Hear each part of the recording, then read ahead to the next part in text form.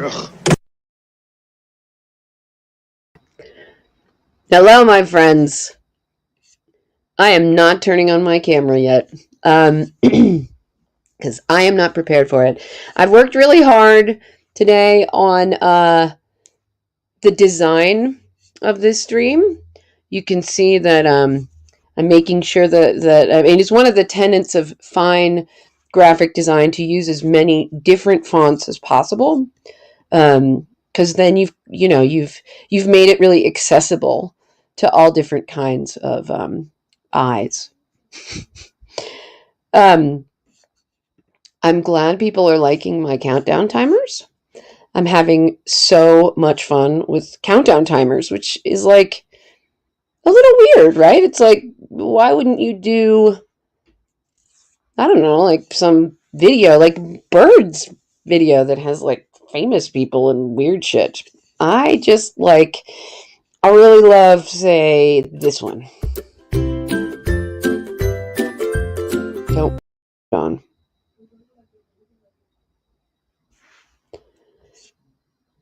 Why isn't it working? I wonder why. It's like,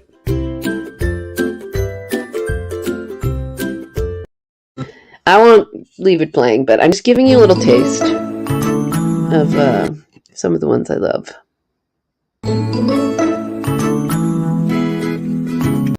StreamYard is acting funny, guys. Let's try this one.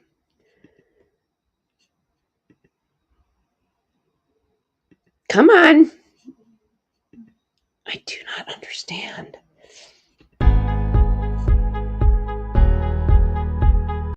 Okay.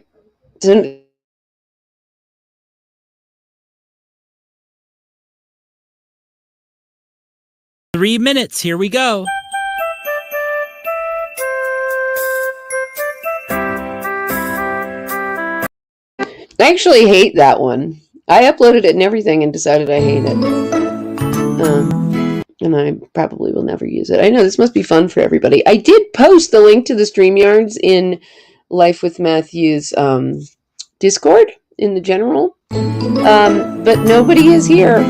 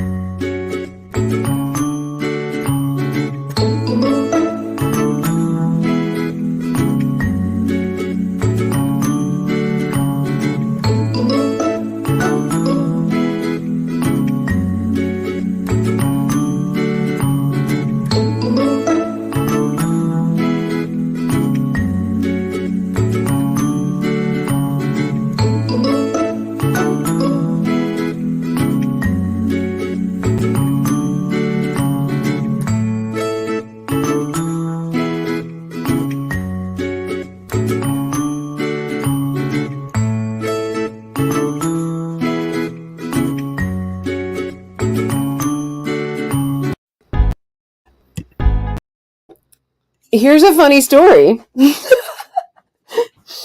I totally did not mean to play another whole thing. John DeMarco, come on up here. Hello. And I'll tell you a funny story, John. You do that. I did not mean to play a whole another whole MFing intro countdown. I expect people in the chat are like rebelling and mutiny and everything. But what happened was I was just going to play like 2 seconds of it. I hit the button back here to play it and then tried to hit the button to turn it off and couldn't. And it turns out all of our power at our house went down. So we lost our internet. I was completely kicked off. I didn't even know if it was still playing. And it managed to come back online and restart the router and get back on the Wi-Fi, which takes forever, before the end of the countdown. So there was something for you to watch. Otherwise, it would have just been, black or something. I don't know. Well, isn't that hilarious? Yes, indeed it is. I was like all anxious, and I was like, oh my God, there's nothing there. What's going to happen? John DeMarco. Yes. Tell me, sir, what are you doing? Just trying to figure out what's going on. What is going on? I haven't figured it out yet. Oh my gosh.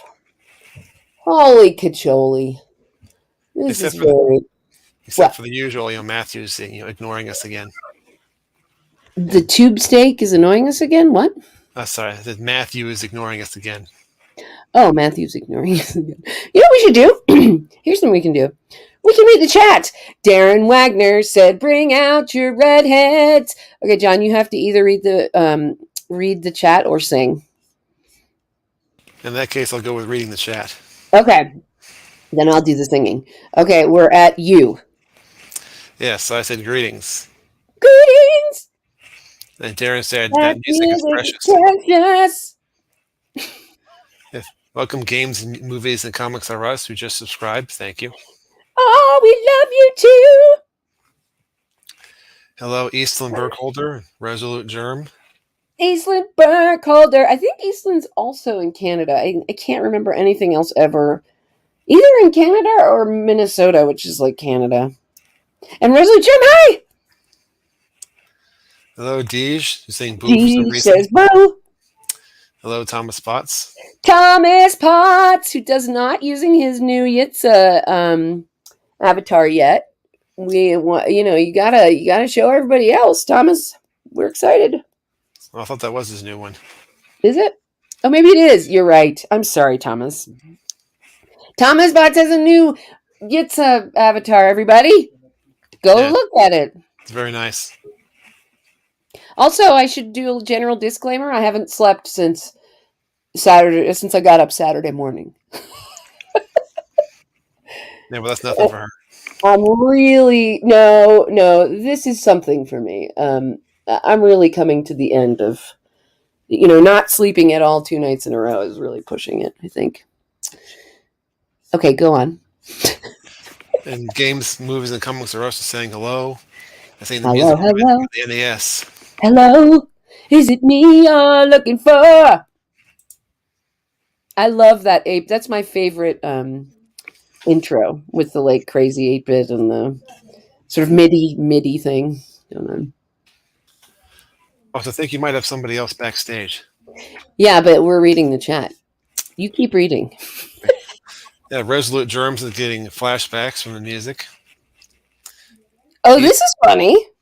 Yeah, Eastland likes your sense of humor. Who, mine? Yes. I have no senses at all right now. I'm not fit for human consumption. So here's a funny thing, Professor Brainy something. So he's in backstage right now, but he has changed his display name to Professor Brainy Sex. And StreamYard's noting this gives me a chance to change it. Indeed. And I find that very prudish, StreamYard. There you are. Hi, Brainy Sex. Greetings, Andrea. Hello, John. Hello. Glad we got a real co-host up here now. Hey. Would that be you, John? No, it wouldn't be me. Oh, I see. You.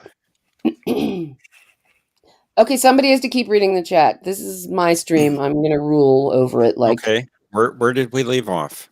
Eastland Burkholder likes my sense of humor. Okay, so games, movies, and comics are us says NES. I think that was for the Nintendo. NES stands for Nintendo Entertainment Story Time System, I think. Keep going. We're going to get too far behind and everything will implode and will be like Data in the Two Heads. Which is John, a reference that only we will get. We three will get. Eastland says it was like the LDS flashbacks I was promised but never got joke. LSD. I was like, LDS, LSD. Mormon flashbacks? Because that's Latter-day Saints is LDS. But LSD, which is, something lysergic acid or something? Lysergic. Well, LDS is a Star Trek joke. LDS is? Yes. Yes. Yeah, Spock did a little bit too much LDS back when he was at Berkeley. Yeah. And Star so Trek what? 4, when they went back in time to the 1980s, Kirk tries to explain that Spock took a little too much LDS. So is the real joke there that Kirk is so square he doesn't know it's LSD or what? Well, what he's saying is there is no drug problem in the 23rd century, and he forgot, he didn't realize what the real term was, what the real name. So he got it mixed up. It's a joke. Anyone who has a number of jokes in it. No jokes. Jokes not allowed. Fine. I think we've totally destroyed the chance for that to be funny. Keep going. 47 Yorktown says, "Good evening from Eastern Canada." Canada. What's their theme song again? It's like, "Oh, Canada," or something like that. "Oh, Canada," blah, blah, blah, blah. Is it that? Something like that. It's like the Queen's thing, but with different words, right? And does my name bother you, Andrea? No, Darren Wagner. StreamYard's prudishness. Well, Darren Wagner gave me that name. Professor Brainy Sex? Yes, and because he accidentally misspoke. Just like Kirk did. This is sort of a continuation of a conversation maybe from last night or the other day, I don't know. I think brainy sex is bad sex. Really? Yeah, I mean, I think if you're thinking about it a lot, you're not, it's not good sex. It's not like unacceptable. It's not good. Okay. Come on, chat. Who agrees with me or disagrees with me? This will be fun. It'll be like late night nerdgasm with a bunch of people who don't want to talk about it. Well, I say take it up with Darren Wagner. Darren! There. Where are we? Okay, let's go fast. Resolute Germ says, Bibble Bubble flashbacks. How did I lose myself? Okay, I'm going to jump in here. Games, movies, and comedy says, I, 47 years old, I used to live in Nova Scotia. Eastland Burkholder says, no non-weirdos should enter here. Parrot Head is lolling. Michael T. Hola, bonita. Eastland says, you should help me design board games. Those high contrast combinations. I actually have a couple of board games I've worked on a few times, like not published ones, but ideas. Eastland and I love terrible design. Go ahead, sorry. Eastland also likes Gangster Kirk jumping up on the pool table. I'm completely lost. John DeMarco says, on your left. Philip Daniel, just in time. Resolute Germ says, Discord is dead. Try Twitter and Minds. Much more reliable. I don't think this is actually compelling or interesting to read the chat this way, do you? Probably not. So let's stop. As you wish. It's your show. Yeah, I haven't been streaming much because I haven't been home. And now I'm home. I mean, I've been in various sorts of states of home, like at my parents' house and stuff. But I am now back sitting on my bed next to my cat, and I have not slept in my bed yet. But now I get to. Whose fault is that? Oh, it's totally my fault. I'm not trying to weasel out of any responsibility. I also don't mind as long as I can trust you guys to like throw down what kind of flags do you throw down? Is they yellow cards, flags? What do you do in soccer? As like a warning? Throw down? I don't know. What is it? What are the words? Give me the words. I'm not sure what you're asking. Yeah, for like a foul on the soccer field. Well, major infractions are yellow or red cards. And what do they throw on the ground? Don't they throw down a... No. Well, in football, they throw flags onto the field. Okay, what color are they? Yellow. Okay. So, as long as I can trust you, going back to my thought, as long as I can trust you guys to throw down a yellow flag when... I don't even know if that does the right thing in the game to be a proper analogy now. What happens when you throw down a yellow flag in a football game? Well, it indicates that there was an infraction on the play. And when the play is over, then the refs will confer and then call the foul and assess any penalty. Give me some examples of infractions on the play. Let's say the defense could be offsides, which means that they have crossed the line of scrimmage before the play started. That's a 5-yard penalty. So that's like jumping the gun. Yeah. Okay. What else? Defensive pass interference, when the defensive player interferes with the receiver trying to catch the ball. American football is so fucking complicated. That's a spot foul in professional football. It's a 15-yard penalty in college. God, you know a lot. Well, I watched a football game or two. I was in the marching band for all of high school, and I went to every single football game, and I have no idea how you play. Okay, so I think on what you were doing. Knowing that, our electricity is being blinky again. Just FYI. Knowing, I might disappear. Knowing what I know now. Take control, John. About the yellow thing on the field, I think I can continue my sentence.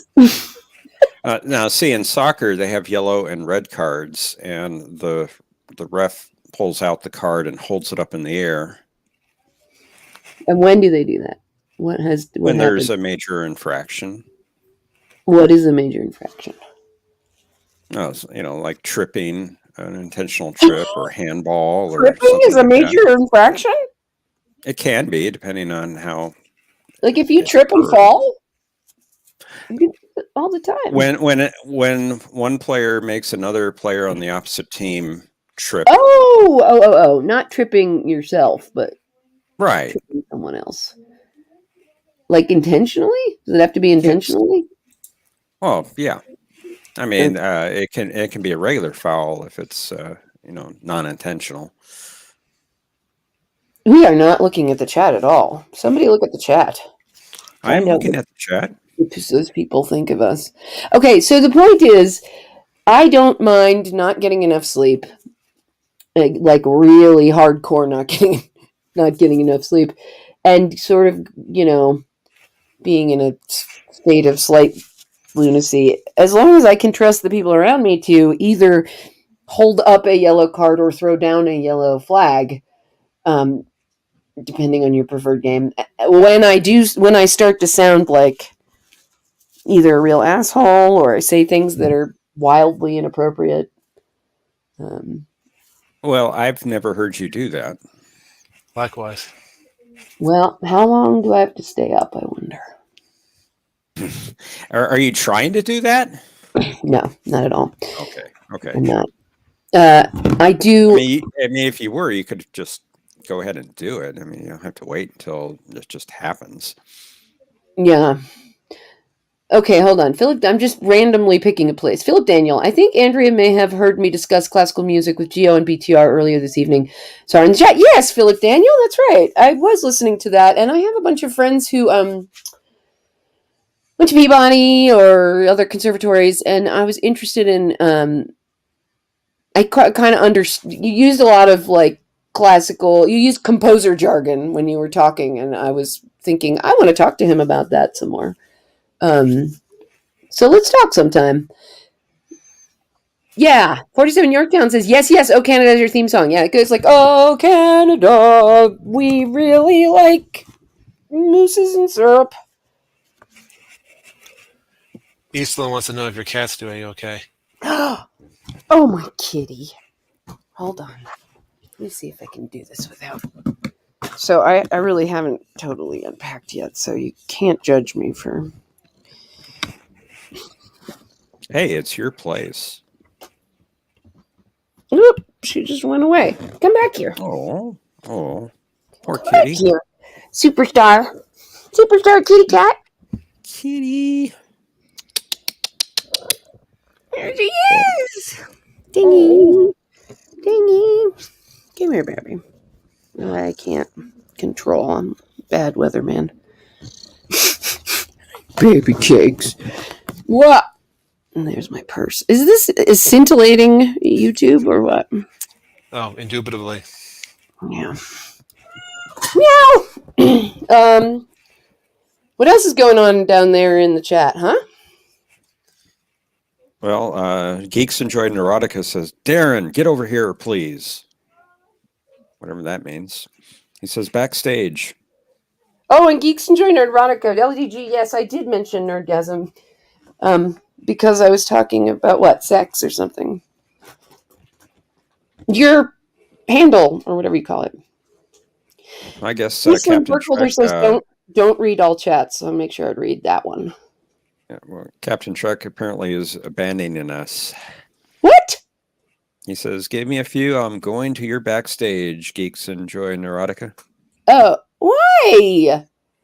Oh my I don't God, know. Captain Trek. Yes, the cat is doing fine, Eastland. Thank you so much. I'm happy to hear that. I'm a cat person. Hi, JJ. Hi. I haven't really said it. Hi, Sven. Hi, Captain Trek. Why are you leaving? Darren, get back over here. I can't do it anymore. It's over. How many people? What? We're down to 9. 15. Nobody likes me. I see 15. You do? I do see 15. 15, yeah. Okay. Everybody likes us. You guys have to hold up some of this. We are watching Honey. He's calling you Honey. Who is? Geeks Enjoy Neurotica. I love the way LDG talks to me, and really all women. He's just got a really it's genuine, but it's like, yeah, hon, yeah, honey, sweetie. Yeah, he just uses really nice language. It's never bothered me when people called me nice things. I know some people don't want to be called nice things. What do you want to be called? Nice me? Thing? Yeah, you. Anybody? John. Nice things are good. I concur with that. Okay. It's time to get serious about this show. Define serious. It's very important that we entertain our people. So tell me how to, I don't know, play Minecraft or something. I don't know. What can we do that people like to watch? Chat, tell us what to do. Mm-hmm. I don't play Minecraft. Yeah, Thomas is the expert on that. Oh, where's Thomas? Thomas, come show us your city. He's working. When everyone likes you, you should worry. Yes, I think that's fair. Well, I've gone through phases like that. I'm glad that there are people that don't like me then, I guess. I think. Well, you still worry anyway. So, okay. Who were the first people you guys voted for in a presidential election? Even the primaries and the general. It was Clinton. You what? Really? You didn't vote for a few times that you could, I guess. The first time I could vote was for president is 92. That was the first time I could vote, and you're older than I am. Not by much. Oh, right, because there are only presidential elections every 4 years. That is correct. Smarts. Right here. I am so smart. SMRT. I think it's supposed to be I is so smart. Okay, what about you, John? Eastland wants to know if we have a topic. The topic is Andrea asks random questions until people start naturally talking. Give us a topic if you want us to say. I want everybody to tell me who they... Actually, I don't really care who people voted for. See, I stepped out for a minute. What was the question? Who'd you vote? Who was the first presidential vote you ever cast? I think that was 2004. Was it Bush or Kerry? I think it was Kerry. Yeah, there was a great. So I covered that campaign, and it was like one of the high times for the Daily Show, and they had the Bush like logo or tagline at the time was "Yes, we can," and they had like a campaign bus that said "Yes, we can." It was like blazoned across the side, and then the Daily Show showed a Kerry campaign bus that said like "When in America there are priorities," and like the words went around the side and the back of the bus. And that pretty much summed up that election for me. Being a senator stops you from being able to talk like a human being. Eastland says that she voted against Reagan, but would vote for him if she had the choice to redo it. Against Reagan. So for Mondale Ferraro? Or was it Carter? It was Carter in 80 and then Mondale Ferraro in 84. Yep. Right. I don't know when she voted the first time for president. Yeah. Reagan kind of was really important in my upbringing and like political life, because for all the reasons you don't know, which is that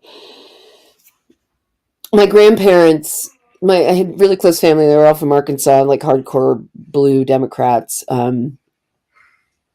And they had a bunch of kids, my mom included, and my favorite uncle became a Republican and super like family values and and he still is, and I love this man, love. And he was super into Reagan. He was young at the time and getting married and having kids and stuff. And this caused like havoc in my sort of family.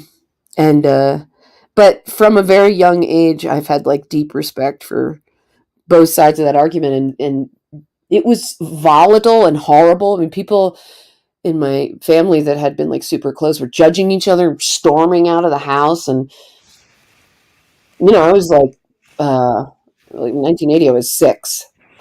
And it was so upsetting. I'm not crying or anything, but I've thought about it a lot because and my dad is a Republican and my mom's a Democrat, also. And so I've just never identified what I like or love or don't in a person by their politics. My parents were both Democrats, and I have voted mostly Republican in my life, but not exclusively. Interesting. I've done very little voting in my life. So interesting. And JJ says, Andrew Seabrook, DM. Oh, okay. I love it when people tell you that you have a private message, because it's like yelling in the, hey, everybody, I have something I want to tell you, but not all these other people here. Well, sometimes, it's the only way to get the attention of the person you're trying to message. Yeah. Okay. Do we have a topic? How can I say you is off topic without a topic? Cat Trek says, since there is no link, I have no reason to stay. Good night. Okay. Isa, if all like you, it is very unlikely that you are actually liked. Oh, if everybody okay. So I voted against Reagan, but I voted because you said that. My grandfather said you sometimes vote against persons, not for persons. Well, absolutely. I think Donald Trump, that election, I think it's much more true that she lost than that he won.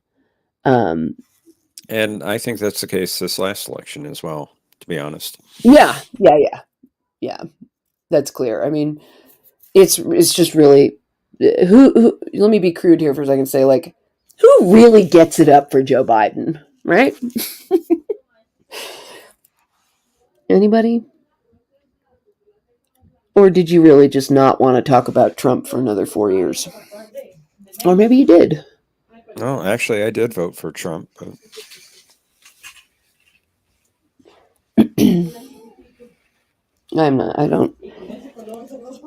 I can't get into voting in journalism. I didn't vote for many, many years because I didn't want to have a secret horse in the race. I can understand that. Yeah, there's a sort of a clique of us in Washington. But I did vote this last time because I'm not actually, because I'm just working for myself right now. Sort of. Okay, Isla recalls that Reagan saw the camp films before others. He was affected by that and opposed tyranny. Oh, right. The World War II camps. I was thinking campy films because Reagan was in all those westerns. But no, that is not what you're mentioning. I'm getting to the DMs. I graduated high school in 1980. I was not socially savvy or people smart. Probably very naive. Oh, who wasn't, right? Philip Daniel says, interesting. My mom's a Republican. My dad's Democrat. Interesting. Still happily married after 35 years. Yes, my parents are into, I think, year 50-something, too, maybe. So what is your opinion? What is your opinion on dropping the voting age to 16? I think it's funny. I just did a segment with a bunch of kids about this. I think it's not likely to happen. If you want to practically, it's not likely to happen until there's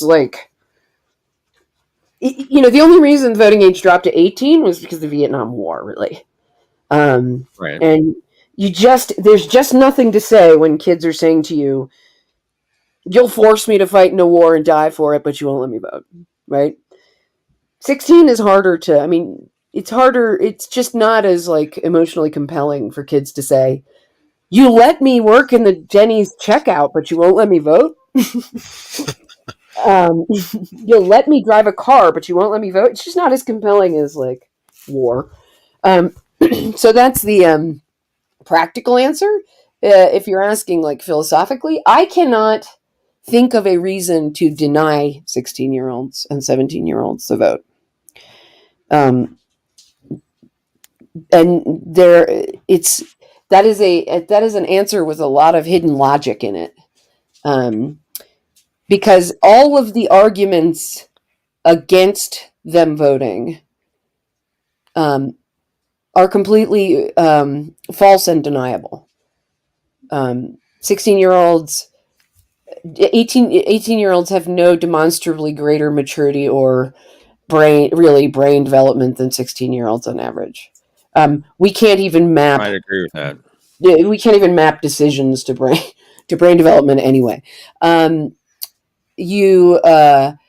So furthermore, any question of who should get, like, you should be able to do X, Y, and Z to vote, becomes a poll tax. Essentially, it becomes, we don't tell dumb people they can't vote.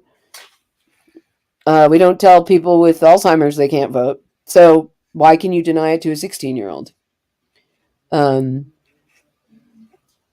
is no test of mental soundness for voting rights in America. So then you could say, well, why can't just any person vote? And yeah, basically, there's, logically you could go down even more. But I think there's a case to be made for, if you're going to let 16-year-olds work wage labor regulated jobs and drive cars, which are also regulated, that they should be able to affect the laws. But there's a real problem, because those same people who can now act in society as individuals are still dependents on other people. So those votes potentially could be swayed by parents or controlled. And I could just keep talking forever if you want. Well, I asked you what your opinion was. So my opinion is, I don't think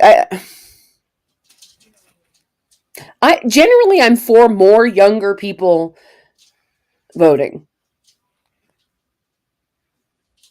I don't see a reason I think you have to have a really good reason to deny people a vote.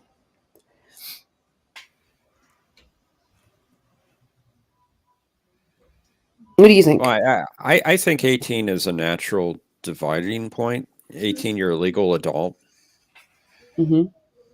I think that's good rationale. Can't drink. Can get married.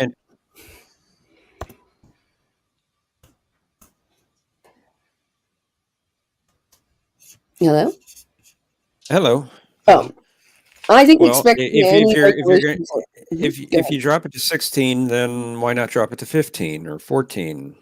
Yeah. I mean, there has to be some sort of dividing point. Yeah, essentially it's arbitrary. It is. And I think 18 is a good point. I mean, they become a legal adult then. Yeah. I think the case could be made for the fact that, especially now that we have massive super communications and a generation of kids who are connected with each other in a completely kind of ungoverned, chaperoned way, that I think a case could be made that basically denying the vote to 16 and 17-year-olds is skewing the curve. But, it's not like nobody stays statically at 16 and 17. Every person who is denied the vote at 16 and 17 will get it at 18. So it's like not that big a deal. JJ, I just checked. Yes, of course, you can come up here. I'd love to have you up here. Only took me like 20 minutes to... Anybody can come. Actually, why don't I post this in the thingy dingy? Eastland Barkholder says, okay, I'm posting them. I'm not going to use real words anymore. Here's the link. You know what it is. Eastland says, my ancestors had one mule and took turns to go to the polls, and one voted straight Republican and the other straight Democrat. You got it. When I was growing up, my parents used to They do a lot of practical jokes anyway, generally, but they used to like try and get like not mention the election at all and like sneak out and vote because they were trying to get the other one not to vote, like to forget it, so that they wouldn't cancel each other out and stuff. You guys have to like provide some linguistic cue that I'm actually like being heard at least, or else it's like being on hold and there's no hold music, and you could just yeah, you just have to go like or like ha ha ha. Yeah, there you go. Especially when I tell jokes, that's like when you kind of want to like totally laugh at everything I say. Excellent. I have 4 different stream chats popped out here. Sorry. For what? I was playing hold music. Didn't you? Why are you sorry? It was awesome. Stop. Start. It was silly. It was awesome. Issa Burkholder, JW, someone said, did you vote for someone? And my grandfather said, I voted against some. Say what? Who's JW? There's some context we're missing here. JW, someone said, did you vote for someone? And my grandfather said, I voted against some. Who is JW, Eastland? Yeah, help. Would ranked voting help? Some say it would. Yeah, there's some states that are doing ranked voting. It's help what is the question. I'm okay. No wasted votes in ranked voting. That's true. But you betray your support for ranked voting by calling them wasted votes in the first place. There are no wasted votes in any election. There are just some losers. Eastland Burkholder says, again, ban the FedEx man who cannot tell me and my neighbor apart from voting. Okay. Maybe I'm being naive here. I don't know what a ranked voting is. That's when you, okay, so I'm going to vote for, so people are voting for you, John, me, okay? Or the dolphin. So there are 4 of us. And the Johnanites, they really want John. But their second choice is the dolphin. And the Brainy Knights, they're like, I like Brainy's my favorite, and my second is Andrea. Okay, and the Andreites are like, nobody loves the dolphin, right? Everybody's like, fuck that dolphin, and the Andreites are like, yes, what? Okay, hold on. They're like, there are like 10 Andreites, right? But they all throw their second choice to the dolphin. So the dolphin actually wins because the dolphin was everybody's second choice. As well, and no one gained more than 50% on the first choice. You see, so it's a moderating voice. It's also called an instant runoff. As opposed to a runoff where you get the 2 people with the highest amount that didn't, when no one gets to 51%, and then you have another fucking campaign and another election. Okay, I'm going to try and read this again. Ban the FedEx man. I don't think that's FedEx man. I think it's like FedEx, I don't know. Who cannot tell me and my neighbor apart from voting. I have no idea. Okay. Talking about mail-in voting, maybe? Yeah. 16 years old, told how to vote and then not rebelling sounds unlikely. I see. 18 can sign for a debt without an adult. You know, somebody's back there. I'm sorry. I'm coming. My wacky chat is not. Oh, can you let him in? I cannot, but I can see he typed. Oh my God, there's so many people back here. Sorry, everybody. Keep reading. Okay. I can't even see who they are because StreamYard's is dumb. Thomas is saying that this pub is so much quieter than normal. Okay, I'm coming. I'm coming. It is. It is. That's because certain people aren't here. Did I say that? I'm just having some trouble with StreamYard, you guys. Hold on one second. Bad Brainy Specs. Bad. There we go. Okay. The very first person I'm bringing up is Captain Tech and Positive Candor and Mr. Pflugerville. Flugger. Hi, guys. How you doing? Hey, Flo. Hi, Positive Candor. And the Fed Doc. Hello. Certain people, Professor. Were you, perchance, meaning me? What? Was I meaning you? Certain people not here? No, not you. Not at all. It was either LWM or the other one. LDG. No, not LWM. Oh, that LWM. the other one. It's before noon. No. We like Life with Matthew. He just is not a great host. Did I say that? Bad Brainy Specs. I didn't hear anything. Did you? Oh, is Brainy Specs going to have a pub tonight? No, Andrea is. It's Andrea's pub. It's Andrea's pub. It's the Snub pub. It's the Seabrooks live show. Oh, nobody can see anybody's name because I have this horrible thing on. Okay, sorry, everybody. Yeah, you have that banner down below. So Yeah, I like it. I love it, but it's also keeping everyone from seeing your names. it's really pink. It is I pink. don't even know how do I turn it off. Well, go to banners and turn it off, I guess. Yeah. I can't even find it back. Oh, banners.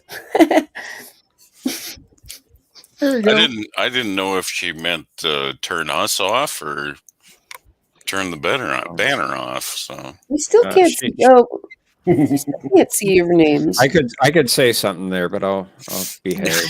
as could I. I'll be a gentleman in this case. You must have something else on as well. Okay. What have I done? Oh, are there more people here? Why can't I turn over this hosting to somebody else? It doesn't work that way. No. Here's a If I ticket. had your The girl I was login, with. oh my goodness. Oh, that's an improvement. She was sick. Well, I'm not certain of that. farts. It was a 6-year-old. We were playing with things, okay? What the hell kind of show are you running here, Andrea? It's a really good show. And you're covered up by your top banner there. Yeah, you got some more banners to turn off, it looks like. I don't know. I'll try not to bother you with any more poorly conceived notions. Thank you, sir. I am very busy. What a dick. He's a glorified speak and spell screw him. Unless those are right. Echo. those could be overlays you got to turn off. You know, What? those might be overlays that you got to turn off or something. Oh, really? Okay. Possibly. Either that or she has the names minimized. Now, Andrea, John DeMarco, Positive Candor, and Captain Trek are all smart. They have their names and their banners, their avatars. It's mostly just Yitzy is smart.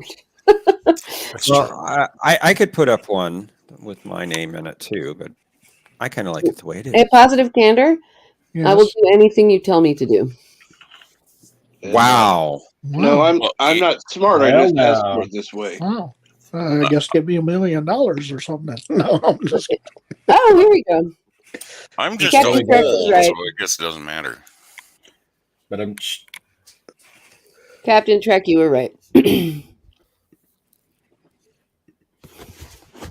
anybody here? Hello? Mm-hmm. We're here. Yeah, we can see our names now. You panic too quick. Don't panic. No, don't. Yeah, you can give us a couple seconds. Good. No. Push. The hell? Don't panic. That's Hitchhiker's Guide to the Galaxy. Yes. Indubitably. Yes, Watson. By all means.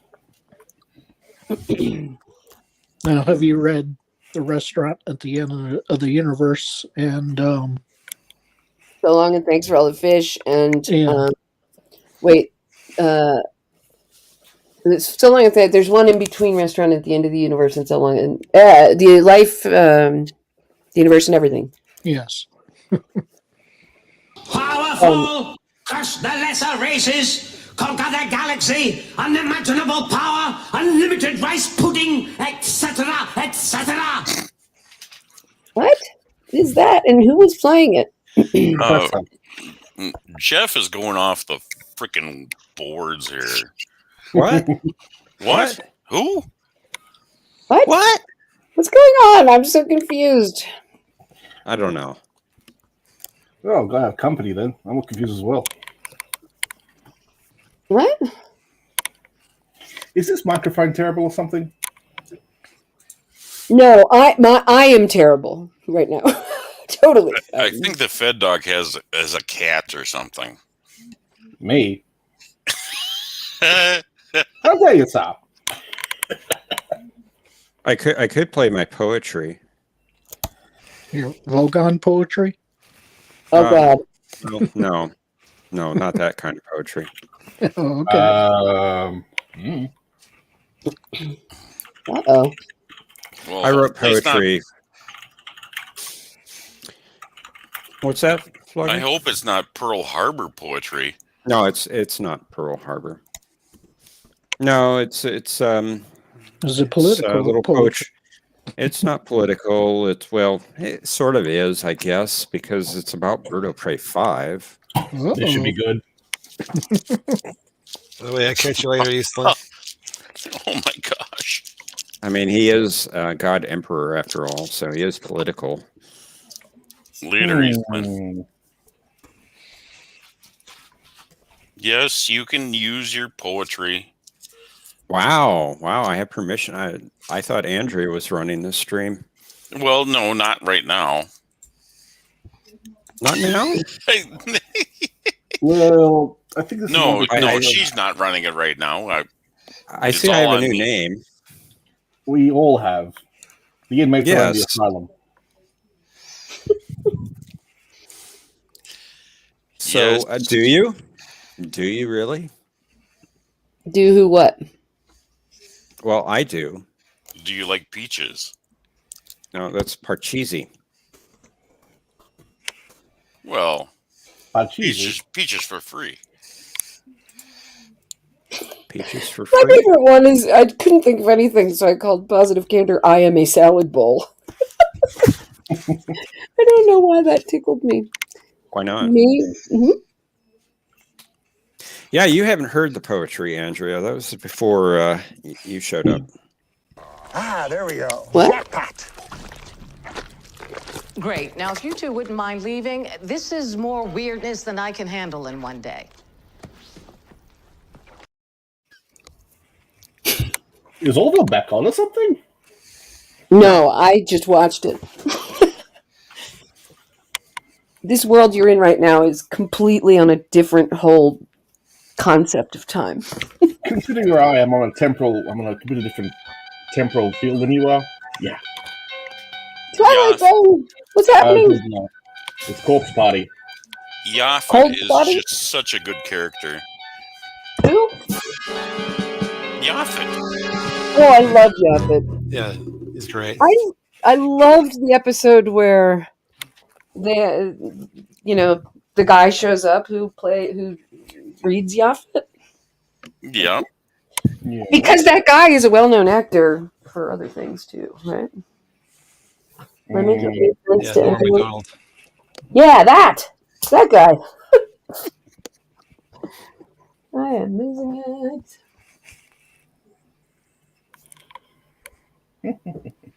What's happening?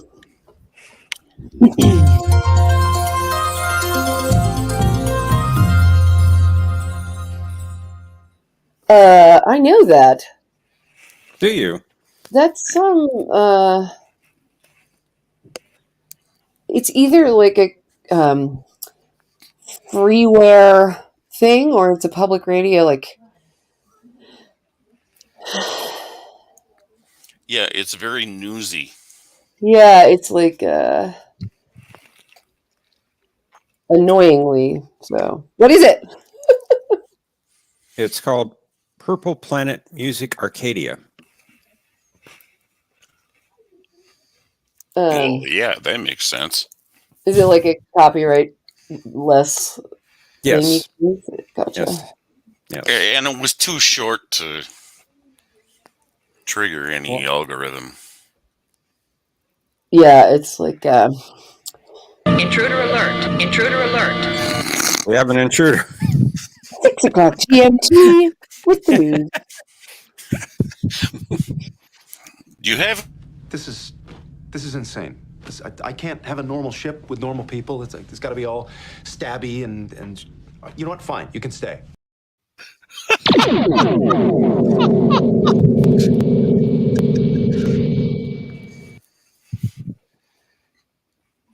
So yeah, the fact that I have Orville videos to play only reflects the fact that I was pulling cuts of tape while watching Orville. I'll try not to bother you with any more poorly conceived notions. Thank you, sir. I am very busy. What a dick. He's a glorified speak and spell. Screw him. Yeah, I already played that one, so. You did. But I haven't played this. Like, ouch, I got a sunburn bad, or I just opened the Ark of the Covenant bad? The Ark. Like melty-faced awfulness. There are so many great tiny moments in this show. It makes me so happy. Kipla bird. Kipla. Hi, bird. Come up here, bird. Come up here. I demand that you come and, I don't know, be bird. Hello, Z.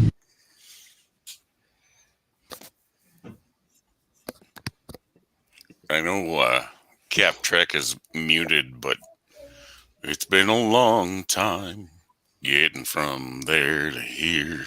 Shut up. It's been a long road. Shut it up, you animal. Shut up, you animal. What's going on? Oh, we have to But torture my him from time time to is time. finally near. I fucking hate that song. And I will see my dreams come alive at I have a dim sense of a dark, wet place. I just can't get any more specific than that. I will touch the sky. You won't bring me down no more. Okay, have fun. God. Oh, did he just leave? Oh, Yeah, yeah, bye. he hates us. I'm trying to. Why is StreamYard dumb? Because Yeah, of StreamYard? Hi, bird. Because I've got faith Of the heart. I'm go. You are all weirdos. Ugh. Shut up, Wesley. Shut up, Wesley. Hello, world. It's Bird 5 Kapla. Kapla bird. Since this is my show, I need everyone to properly appreciate the best part of Sam the Eagle. Okay, we're gonna listen to it one more time. Yeah, we love Sam the Eagle. It's the very end when he's like, "Ugh." You are all weirdos. Ugh. Yeah. You all disgust me. Yeah. Whoa. Captain Trek says, bye, not coming back. Well, I can't control him. I love him. Come back when you want to come back. Oh, and Thomas said we should use the intruder alert if Matthew shows up. Oh, definitely. So the banner's covering Andrea's avatar. Yeah, and I told her that earlier. It's 8 o'clock. And the very important farts scroll is blocking whatever is in the bottom We right lost corner. Andrea. We lost Andrea. Well, John, you're in charge. She said to hell with us all, right? It's 8 o'clock. She obviously had something better to do. Yeah. I kicked myself out somehow. Yeah, I'm like barely holding it together. What about the farts? It's blocking whatever's in the bottom right corner. Seabrooks. I did that on purpose, Bird. Well, in light of lockdown, this is great entertainment. I've decided that this is going to be my thing. After mayhem? It's way easier to decide to have bad design than to try doing anything. You know? I changed my name. It's 10 p.m. Mm-hmm. It is 10 p.m., Thomas. You're right. It is 10. Apparently, my name got changed, too. It did. Uh-oh. Somebody's typing. That'd be me. Sorry. Unlimited. Seems like everybody has a different name. Yeah. Except Andrea. That's Andrea. Weird how that works. Somebody read the chat, would you? Yeah, let me just look at my third monitor for a second. Okay. Eastland says, I like that song and I heard you guys singing it. Yeah. And Thomas says, at least you aren't having audio problems like Matthew. Well, that's sort of his bread and butter, isn't it? Come up here, Thomas, and show us your new Yitza. He can't. He's working. Oh. I think Yitza should just be the name of your personal avatar from now on. Is anyone here? We are here. No, nobody. We all left. I need people to talk at all times. I am the guardian of forever. Whatever you say, Carl. Yeah, Carl. Good. Carl. I would have thought that should. Yeah, his name should have been Bob or something, right? yeah, Candor, you're right. Like call him Adam or something like that. Yeah, I think Bob would have been a better name for the Guardian of Forever. Why? Because Guardian of Forever is 3 letters and Bob is 3 letters. And Bob is a palindrome, and so is Infinity. Well, just call himself Goff. Yes. And Bob, I made up the part about Infinity being a palindrome. That was a Cylon from the original, huh? Thank you, Centurion. Yeah, I like that one. I like that one, Jeff. That Yeah, one's I'm cool. kind of partial to the Imperious Leader and the Ovians that were on the Battlestar Galactica. Ovian? Yep, The the Ovians were the weird green-looking monsters, I guess. Yeah, they were only in the original pilot. Yeah, they were story, only in one episode. movie. Oh. Yeah, in the movie. But yeah, I like. Thomas says, surprised they didn't name him Janet. I read that too, and I was just like, oh, no, I gotta giggle. What? I am not getting it. Well, I was just stopping in to say hello before I go to sleep. So. No, that is not allowed. I mean, you remember? You can stay along. You can stay around here a little longer, Bird. I'm sure. I got maybe 5 more here? minutes. I Okay. don't see anyone named Bird. Somebody explain Janet to me. The Janet thing. Janet, the flights that go into Area 51. What? The Janet flights? Is that what Damn you're it, talking Janet. about? I love you. No, I don't think that's what Thomas was referring to. Oh, Thomas. Yeah. Yeah. You know, the Guardian of Forever was named Carl, and we've been saying, well, maybe he should have been named Bob. Well, Thomas said, surprised they didn't name him Janet. No. Is this a Michael Burnham? Well, you might as well just. It should have been. You might as well say, why didn't they name him Karen then too, or something? Two on the nose. No, of the Guardian of Forever. God damn it! My I mother's don't know name what is that Karen. is. Well, in the original series, there was an episode where they beamed down to a planet. McCoy went through like a ring structure, and it sent him into the past, and he changed the past. And Kirk and Spock have to go back They and find Data's head. prevent him Yeah. changing McCoy's the past. It's the one where Kirk kills Joan Collins, for crying out loud. Yeah. Yeah, what was the name of that woman? I forget. He doesn't kill her. He just doesn't save her. Well, yeah, he prevents her from being saved by McCoy. Yeah. From the car accident. And she goes on to marry Mark Warner. Anyway. Okay, so all of this crap about that, what? So the ring-like structure they go through is called the Guardian of Forever. Well, it reappears in a Discovery episode, or two of them, and it reveals itself as the name Carl. It's now named or known as Carl. Are you serious?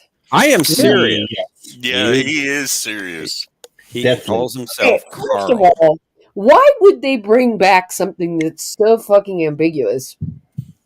Like, well, it's very iconic in Star Trek lore. They didn't want to say wormhole because, like, most people didn't know what that was yet. Only like theoretical physicists, so they made up this, hula hoops on a string thing, right? It's arguably one of the most famous, most loved episodes of the original series. Fine. So they bring it back and they make it sentient and give it a name. Instead of being a rock with a hole in it, it's now a guy sitting on a lawn chair reading an old newspaper. It's very cringy. It can turn into the rock with the hole in it. It's very cringy. I would explain it, but it's really not worth trying. Wait a minute, wait. Okay, then a better question is, Stargate? Why bring it back if you're going to make it something totally different? Because that's what Discovery does. They make everything worse. The original did have some sort of intelligence to it. I mean, it talked to Kirk and Spock and. Okay, but you're still bringing it back. Since the beginning of time, I have awaited a question. Totally different. Oh no, excuse me. Since before your sun burned bright in space, I have waited a question. Avoided? I've awaited. Awaited, yeah. Oh. Okay, it still sounds like a dumb thing to do when you're writing, to bring something iconic back and then make it act and look totally different. They've done it before with Khan. Yeah. Again, I'll say this. You expect intelligence from these people. You should expect none. Did the first Khan die between... Yes. Well, that's different then. Khan died in Star Trek 2. Oops, spoiler. No, believe me, I won't remember. What's the old say? What did he say? And that's not a spoiler. Anything that's over 20 years old, if you haven't watched it, it's on you. It's not a spoiler. Limitations. All I will say is, there's something very important I forgot to tell you. I will spit my last breath at you. Don't cross the streams. Why not? We'll turn up to 11. I feel like I've lost control of this universe, and maybe I need to Yeah. bring up these He's just sitting around playing weird shit. Discovery constantly retreads stuff and makes it worse, basically. Pretty much. Yeah, they can't seem to bring anything back that would make it more, special. That's because they have no general idea of what they're doing. Yeah, they pretty much just make it super cringy, and then you say, "Well, what the hell did they even bring it back for?" But you know what? What are you having for dinner? The smartest thing they could do is stick to their strengths, as in playing single episodes. If they did that, Discovery may yet well improve by a hair. Mm-hmm. Or what did you have for dinner, Bird? Yeah, they could do Larry, Daryl, and Daryl. I don't know what. Sorry, did you ask what I had for dinner?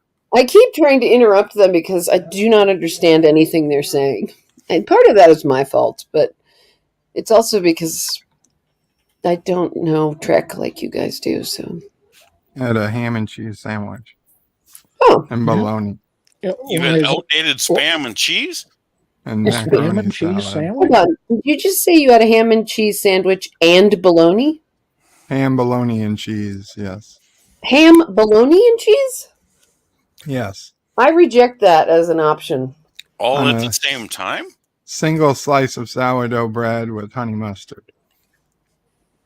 Interesting combination. Okay, wait a second. You had is that separate from the ham and bologna and cheese, or is that together? No, it's all okay. I put first on the first thing on the piece of on the plate is a piece of sourdough bread toasted.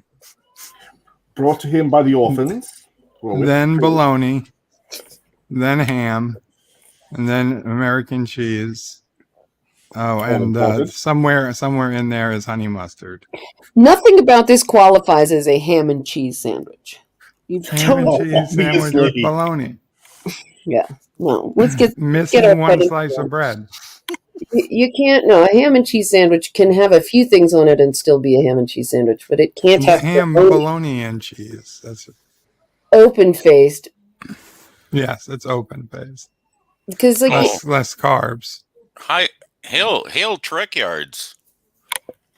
Oh, is Captain here? No, Trek Yard. Captain Foley. Captain Foley's in here. Hi. I like Captain Foley. I've been keeping a little list of things I hate since I saw Captain Foley talking about things he hates. Must be a long list. It's actually like. Do you hate ham, bologna, and cheese sandwiches? That's number one. Nobody should hate ham, bologna, and cheese. It's delicious. I think bologna is bologna. My bologna has a first name. It's H-O-R-R-E-L-E. L-A-N-A. It's what is it? It's Oscar. You named your what? My bologna has a first name. It's Boar's Head. I think you I named could it. say something, but I will not. I will certainly not.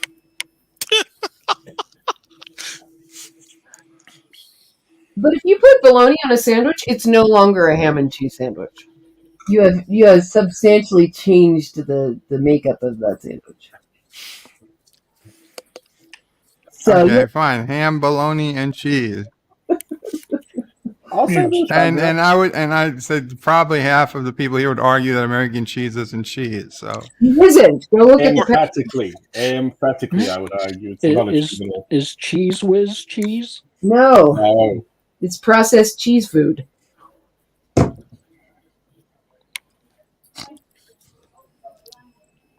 Just give me something to get pissy about, okay?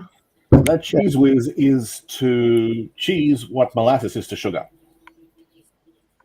No!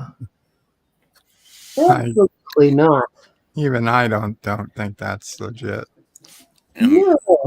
We're sitting It's here. more like what high fructose corn syrup is to sugar. We're torturing Thomas Spots. And Trek Yards wants That's a wrench, true either. Andrea. What? Trek Yards would like to have a wrench. Oh, absolutely. Of course. I have absolutely no discipline or plan about who does what when. As I was going to say, you've actually raised a new bar for hijinks. Who? What? You. Me? For hijinks? You've set a new bar for hijinks. Wow. Yeah. Ask Trek Yards what better name than Carl he would come up for. Should have asked Trek for Yards the for a Guardian shout of out before you gave him a wrench. Good job. You have it. Good. Done. Anybody else want a wrench? Do I have a wrench? No. I already have a wrench. Trek Yards is He-Man. He has the power. I already have a wrench. Eastland Burkholder, I just made you a wrench. But you have to make sure he gives you a shout out on his show. Who? Track yard. Trackyards. Make sure he gives you a shout out. If you give him a wrench, there's got to be a price to be paid. This is just my theory for gaining subscribers is exactly like my theory of graphic design. I'm gonna try really hard to not care and not do anything to try and get anything good. Right. I mean, here's the thing. I'm not doing this. I would like to have more subscribers, but I'm not doing this to like monetize it or anything. So, so I don't really like. That's what everyone says until they get monetized. Well, yeah, if people start throwing money at me, sure. LDG says he's coming on shortly. Oh yeah, that was a while ago. You can take my place. No, you have to stay. Yeah, no, you need to be here. I gotta sleep so Mama Frey can sleep. And then I'll be up early in the morning so I can be on Captain's stream. You were up early this morning, I noticed. What time do you wake up? Yeah, you were way up, way early. It depends. If sometimes I'm up 4 or 5 in the morning, sometimes 6, 7. What is the time in Cucaracha? Same as New York City. Which is? 10:16 p.m. right now. Yeah, he's up late, actually. That is very late. I am up late, yeah, for me. I forgot noon here. Time zone, so I expected you to stay up. Come to think about it, we haven't got, aside from myself, it's most just Yanks, isn't it? Yeah, I'm in Costa Rica, but I am a Yank. Costa Rica, of course. Yeah. Boy, I'm in Perth, though. What time is it there? 11? Perth. Or so? In Costa Rica? Yeah, we're in mountain time. I'm in Queensland, you can't get. Oh, in Queensland, I'm mate. Did you put some shrimp on the Barbie? Oh, God. I will kick you off if you keep going. Captain Track loves when I do Aussie or Prey. Yeah. I have very little patience for that for some reason.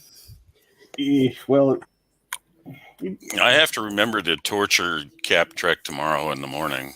I think that I'm going to buy you, like, I don't know, like a set of cassette tapes of learning Australian. Cassette tapes? Cassette Yeah. tapes. I guess I'll have to buy you a cassette I'll tape. have to order a cassette player. Yeah, nobody uses cassette tapes anymore. Maybe I can download an MP3. And there's not like the nostalgia like there is for vinyl. Thomas says that he's starting to feel like he's on Matthew's stream. Oh, If that's good or bad. Are we ignoring him? Are we ignoring? I know I'm ignoring the chat, but I have an excuse, and it is that. Go If away. I had a cassette player, then I could make a mixtape for a woman and send it to her. And, Yes, you could. Yeah, but then she wouldn't have a cassette player. but it'd be the thought that counts. If she were a woman worth wooing, she would get one. And then it You would have a just be point. 60 minutes of Aussie or Prey accent. Oh, good. Okay, Bird. Now we're going to talk about what woman you're wooing and what you're putting on the mixtape. And why would you torture with Aussie or Prey? What horrible person would do such a thing? Who's the woman, Bird? Oh, I'm just saying in theory. Yeah. Who's the woman? Hypothetically. No. Unfortunately, I don't. There's not even a woman on the. It's Fane, right? The Fane. Fang. No. Good. Fang never came back. You don't make any sense. What would you put on the mixtape? It depend on a woman, I guess. That's a good answer. Kroger's got his probably Frank Sinatra. All Oh, Frank yeah. Sinatra. Is that like the only thing you listen to? No, I also listen to Billy Joel, Dean Martin, So Sammy only Davis Jr. Italian American. except Sammy Davis Jr. There's a few songs I listen to. There's quite a few songs that are not. I have my Sinatra MP3 Sinatra playlist, and I have my non-Sinatra playlist. Really? Yeah, break I do.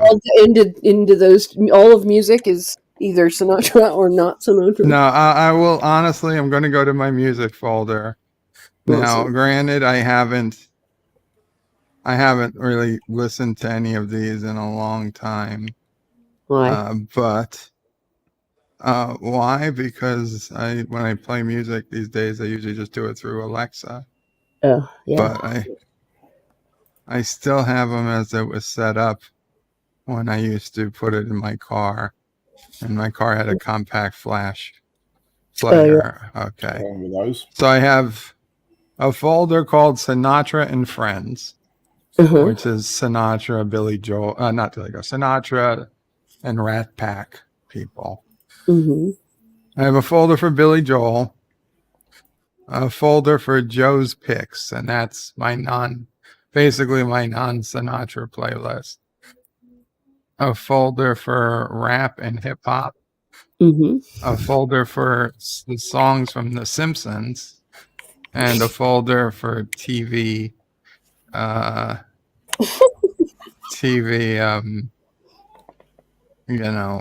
Intros, whatever they're called. Theme songs, but also has Simpsons and Animaniacs songs in there too. Okay. I want to know what the first 3 songs are in the rap and hip hop list. Crunk Juice, What's My Name, and Get Crunk. Were you doing a lot of crunking? Well, actually, we when I was working, one of their brands was Crunk Energy Drink, and Little John was one of the people partially owned the brand. As for What's My Name, that happened to be a rapper whose name was the same as my last name.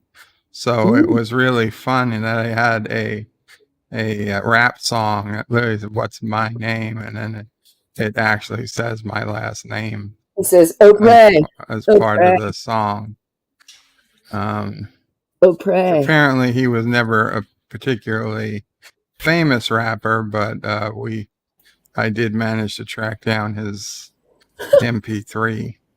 It was not hard. It was not easy to get. That's weird. Why would it be not easy to get if it's an MP3? Because he was like a little independent, he didn't have a record label, and it was hard. How did you even hear about it? Vanity search? I think my sister found it. I don't know how.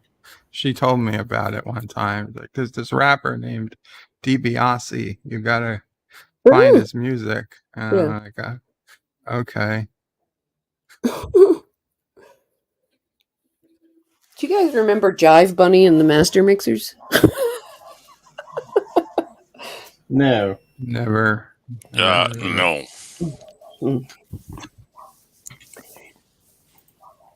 Okay. Does anybody else have a playlist near them? Like not anything you could understand. What's that? Not anything you would understand. Why? Now you piqued my interest. You turned on the belligerence. Oh my God! I had to open my mouth, didn't I? Not anything I would understand. Yeah, because it's in Serbian. Oh! I'm trying to think of, what is it? You don't have any, like... If you say Seka, I will laugh. If I say what? If you say the name Seka, I will laugh. Everyone knows Seka!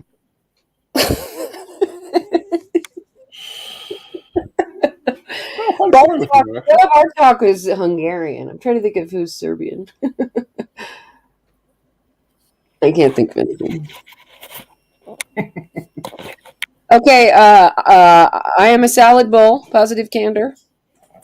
Yes, I am a salad bowl.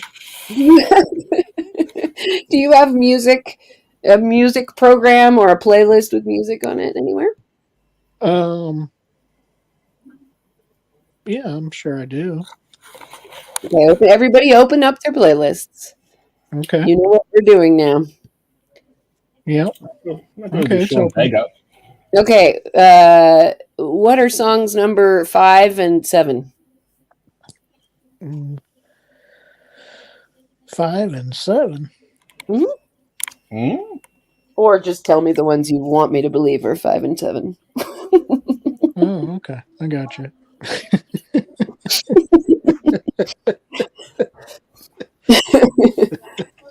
I know how humans work. It sucks that you can't play like 20 seconds of a song and YouTube. Number not 5 come is and- La Cucaracha. Really? Yeah. Okay. Yeah, it's the best Spanish song out there. I much prefer number 5 for me. Stali Kotsko. Styly Costco? I mean, you can't Stali get any Kotsko. better. You can't get any better than a song about cockroaches, right? That's true. You're right. It's going to last forever, even after the nuclear war. Yes. Andrea, I think Thomas wants you to take away his wrench. No, I reject that. Well, it happens sometimes. When you have a wrench and a mobile phone, sometimes the wrench can start banning people and doing things. No, does he have a good reason? Thomas Yeah, doesn't don't want I know it? Yeah, you do know it, don't you? Mm-hmm. Yeah, I've almost reported people from my phone lots of times. Not on purpose. It's Okay, very easy to do something like that on your phone. What's number 7, Salad Bowl? Number 7 is We Are the World. Really? Okay. It's Monday, the 29th of March, 2021. Mm-hmm. And the 7th song on your playlist is We Are the World. Yeah. Why? Just because of all the different music people that they got together for that. When did you put it there? Probably when I first. I mean, it was. Yes. Yeah, right. Probably close right after it came out. Obviously, if it's. So you can't have made a playlist then. Right when it came out on MP3. No, when it came out on, like I think they played it on MTV to death. Yeah. Why is it number 7 on this playlist? How did it get to? How did it get there? Yeah. I don't know. You can't have put it there when it came out because the playlist and the computer didn't exist. No, I've had a computer since the 80s. What do you mean it didn't exist then? Nobody had MP3 files on their computer in the 80s. Or even non-MIDI music. Well, I mean, I transferred it from... That's very true. Yeah, I transferred it from, other playlists that I had way back when. You have kept a playlist true to itself since the 80s? Yeah, well, I started it in the... Yeah. Well, and honestly, mine go back to the mid-90s. I cannot believe that the integrity of that playlist has been protected. So what's number 1? I'm just being a total ass for fun, by the way. What? What is number 1 on the list? Number 1? Yeah. Is Sweet Emotion by Aerosmith. That's after. No. That's a 70s song. Okay, what's number 2? Number 2 is Beth by Kiss. 3. I will find a hole in your argument. No, I won't. Never mind. Because if you have to argue that it's only spot number 7 that's kept its integrity since the 80s, then you're really in a hole.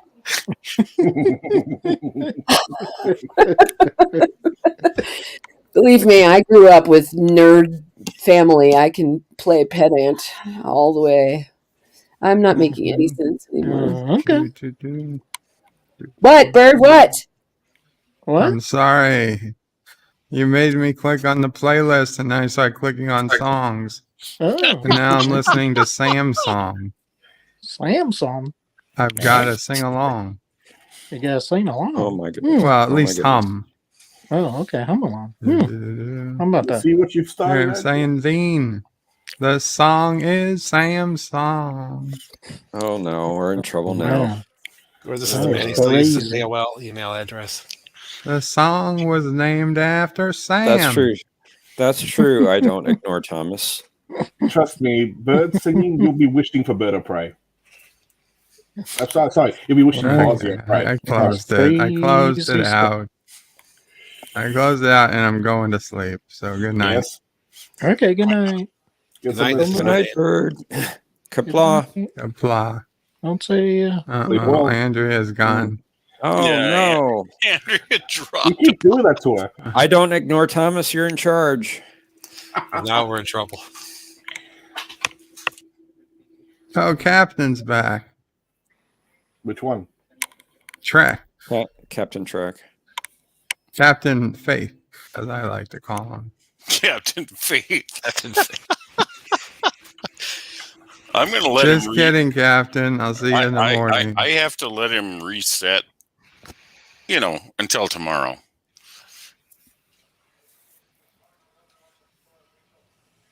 Because, I have faith in the heart. I dare say, boys, we have complete control now. Yeah, we do.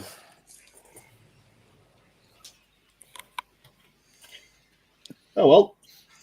As we do, John, you're in the lead position, so you pick the topic. Well, last week on What happened to Bird?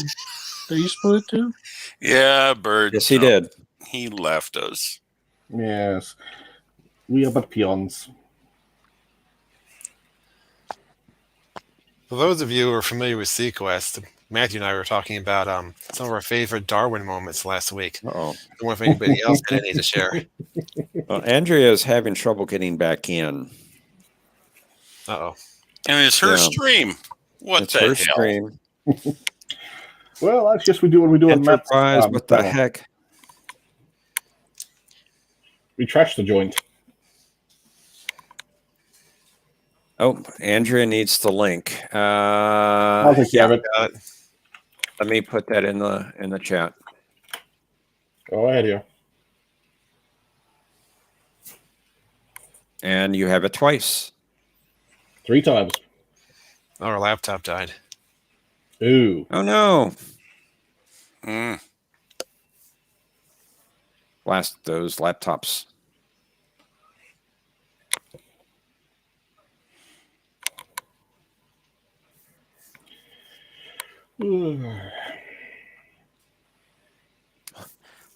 Hopefully you can revive it, Andrea. I'll just put some paddles on. It should be fine. There's Andrea. Yeah, Yay. give a little mouth to mouth. It'll work. My laptop died not because it's a Mac, but because I totally ignored the fact that it told me it was down to 10% and then 5% and then 1%. I don't know. The most troubles I've ever had with a computer was with a Mac. That what, huh? What? Troubles what? The most troubles I ever had with a computer was with a Mac. Well, you're Thomas wrong. says, thank God Berto Prey went to bed. I don't know. Bird's always in bed. What the hell is he talking about? I don't know. Yeah. It's just an excuse. Okay. Figure of speech. Yeah. Oh, okay. Okay. Luger. Yes, sir? Or ma'am? Yeah. Oh, whoa. Sorry. What's the military. What's on your playlist? My playlist? I don't really have one. Oh, Okay, thank God. I'm not the only one. What's the last thing you listened to on purpose? Like you chose the song.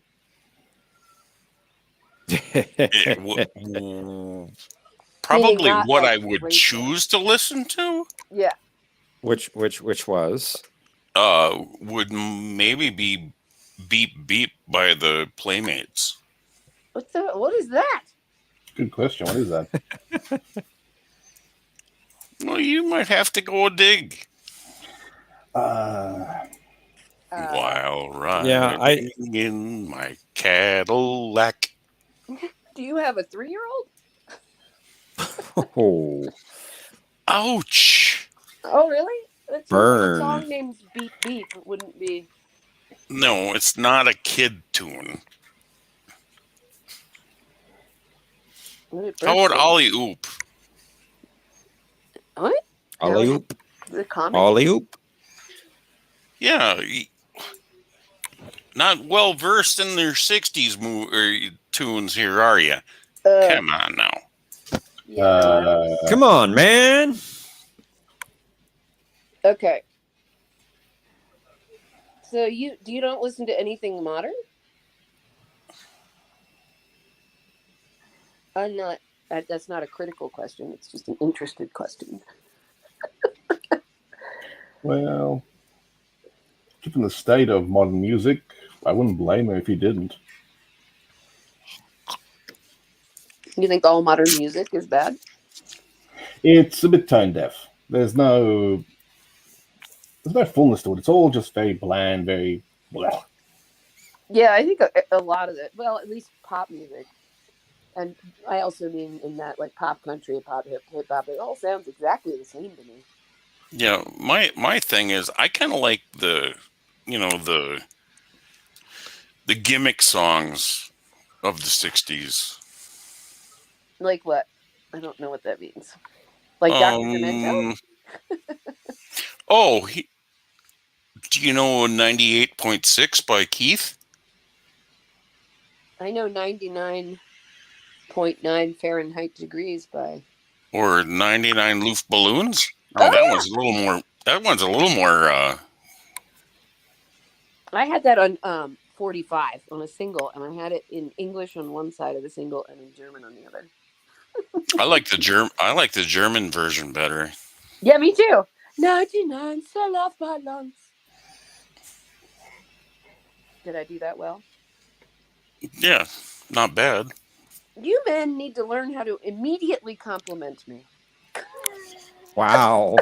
It was brilliant. I tried, but there's just a fraction of a second that my brain has to receive, and that's funny. And I'm just a contrarian asshole, so yeah, it's not fair. What I'm really reacting to is my own sense of unknowing if I'm being obnoxious and annoying or funny and interesting. I think you're being funny. If it makes you feel better, Andrea, we treat you nicer than we treat Matthew, or heaven forbid, Bird. Or definitely. We would rake AT over the coals. Yeah, I know that. No question about that. What's supposed to happen on the pub? Lots of drinking, discussion. Usually LDG coming in, basically making a lot of noise about one division. Yeah, well, Matthew will come on. He'll have audio trouble. He'll try to fix it, and then he'll do a little monologue. Then he'll bring Auntie Trekker up as his co-host. There'll be further audio trouble. They'll go on about 15 minutes trying to fix it. And then they have about 10 to 15 minutes of discussion, the two of them. Then Matthew will throw out the link and bring people up, and they'll talk about a topic, which will then wander off onto something else. LDG shows up. He starts arguing with Auntie Trekker, and the two of them go at it, and my speakers blow out, and then I have to buy new ones. And, My dear professor, let me just correct you on one thing. It's not 15 minutes. It could be 50 minutes. Well, it could be. Yes, it could be. And in the end, Matthew has changed every setting, and we figure out that it was Auntie Trekker's fault. Yeah, exactly. The man tweaks the settings more than an arch user does. Oh, I forgot the most important thing. Matthew will start late. And Matthew is sure that it's his fault. Matthew will start late. That's the first thing. But the one saving grace is when they bring on the real co-host, the professor. Yes, that's the best part. Well, thank you. I got a lingering Trek question if anybody wants that. Shoot. What's this about? Dolphin deck or some shit? Yes. John? Yes. On the schematics of the Enterprise D, there is a deck in the saucer section that contains the Department of Cetacean Operations. And apparently they were, the dolphins they had there were intended to help with difficult navigational problems. Okay. Or, as Matthew would call it, the dolphin shooting range. The Navy has had dolphin teams a couple times, just for landmine sniffing or planting. But it brings up a question that keeps coming up to me, which is like all the Trek knowledge that you guys have that isn't something seen or said on the shows or the movies. Where does that all come from? Like, what do you mean schematics? Well, there's lots of books. Go ahead, Jeff. Oh, I was just going to quickly mention that Thomas says, don't forget when Matthew brings people up onto the chat and then completely ignores them. Yes, he does that as well. A lot, yes. Sorry, go ahead. Notification. Yes, he'll do that as well. Go ahead, John. For example, for the Next Generation, there is this book called the Tng Technical Manual, written by the people who work on the show. Mm-hmm. It has the detailed schematics of every deck of the ship and all this extra information about how the ship operates. That's where a lot of this type of information comes from. Does each is there like a czar of the lore who has the final word on what's canon? There's a couple called Denise and it's Michael Denise Okuda. They for a long time they were in charge of keeping track of all this stuff. Like they wrote a couple like Star Trek encyclopedias that compiled all this information together. Then there was like Drexler and a few others. If you're talking about, and now they just ignore canon and do whatever the hell they want. But they've kept the tradition they've kept the tradition of supplemental material. It's just the supplemental material we get nowadays is crap. So give me an idea of some of the things that that was never observed or talked about on the show, like TNG, like the cetaceans thing. Can we include novels in that? Include what? Novels. I don't know. Yeah, sure. Okay. I'm just trying to get a sense of where the information comes from. So novels, I guess, is where some of it comes from. Oh, where do we want to begin with that? That's a lot of books. That's a bloody lot of books. It seems like with any property, the books are always like a dubious, difficult thing because there are people who read and people who don't. I will say with Star Trek and Star Wars, the books were infinitely better. Like, for instance, if these morons who made Discovery and such like actually stuck to say, I don't know, the Destiny series and such like, things would be a lot better. Granted, it'd be a lot more bloody. You'd be getting a lot more death. A lot more death. And fewer women. Oh, no. No, I mean that. I meant that to be funny. I don't have any. Oh, okay. Well, that's good. That's good. Yeah. You would see the Borg dead, and you would see, what was that woman's name? Hernandez from Enterprise? I don't know. The way they name characters now, it's probably like Kevin. Well, you'll see Ezri Dax become a captain. God help us all. Well, you want to get rid of the Borg, you just open the garage door. If you want spoilers? What the hell? Well, it's been, 2 years since... If you can't watch a show in 2 years, spoilers don't count. Oh, I meant more with regards to the Destiny novels. Not many people will read those. Well, technically, the garage door is only a year old, but... Oh, okay. And I never planned to read a Star Trek book in my whole life. Well, actually, the garage door was from Picard. Not because I think it's right. What is the garage door? When they open the Borg cube, they just open up the whole thing and suck everything into space. Oh. But Yeah, that's how stupid it is. Open anyway. Didn't it? I mean, when I saw it on The Next Generation, it seemed sort of like parts of it were open to space. No, think of it like sheets. That's how it is. That's how the Borg keepers. Thomas Potts wants to know, how would a psychologist become a captain of a ship? When they have a bloody snake in the gut that has the experience of how many lifetimes now? 8, 9? I forget. I lost track after Jadzia. Something like Maybe that. the ship is actually like and not just mind. And not just any ship. The premier starship which has quantum slipstream drive. In other words, after top she tier. gets mutinied, right? Doesn't she like mutiny and then get the best ship ever? Didn't she get like? Are we talking about Vernon?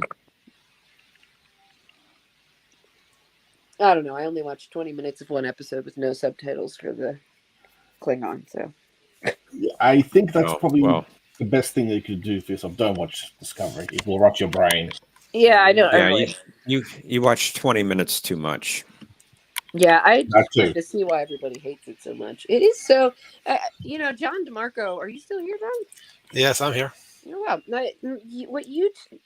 I asked John last night, like, describe from what I saw what it is that everybody hates, because I just don't know enough to like understand. And your description made it really easy for me to understand. Just like it just doesn't. Maybe say it again. Like it just doesn't even feel related to it. Right. Yeah, it doesn't feel like Star Trek. Doesn't have the optimistic spirit at all. Like that's big. Yeah. Imagine if there was something you enjoyed, and then somebody who knows nothing came in and said, "Okay, we're going to make it change completely, so it's nothing like it."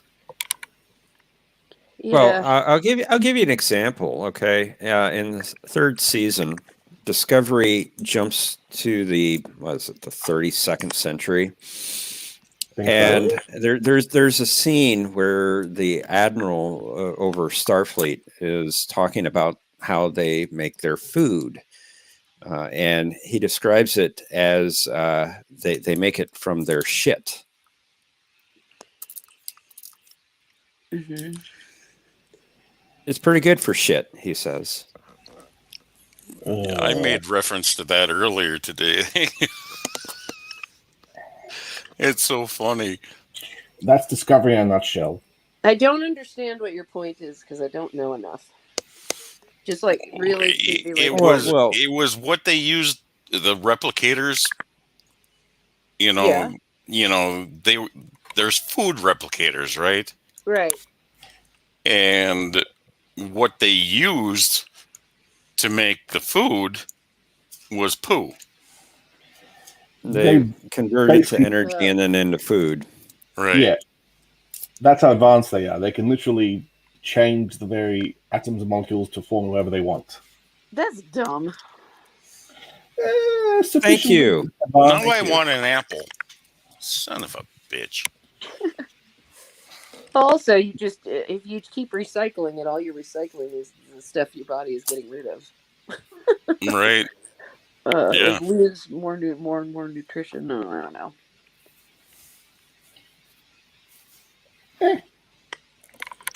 So you get this other information from all these other sources. So like somebody like Conti, how does he know the things he knows? Who? What Conti? Continuum Trek, who runs A Question of Trek, the quiz show, which I'm the scorekeeper and referee for. How's he doing so far? Well, he's doing a passable job. No, he does a good job.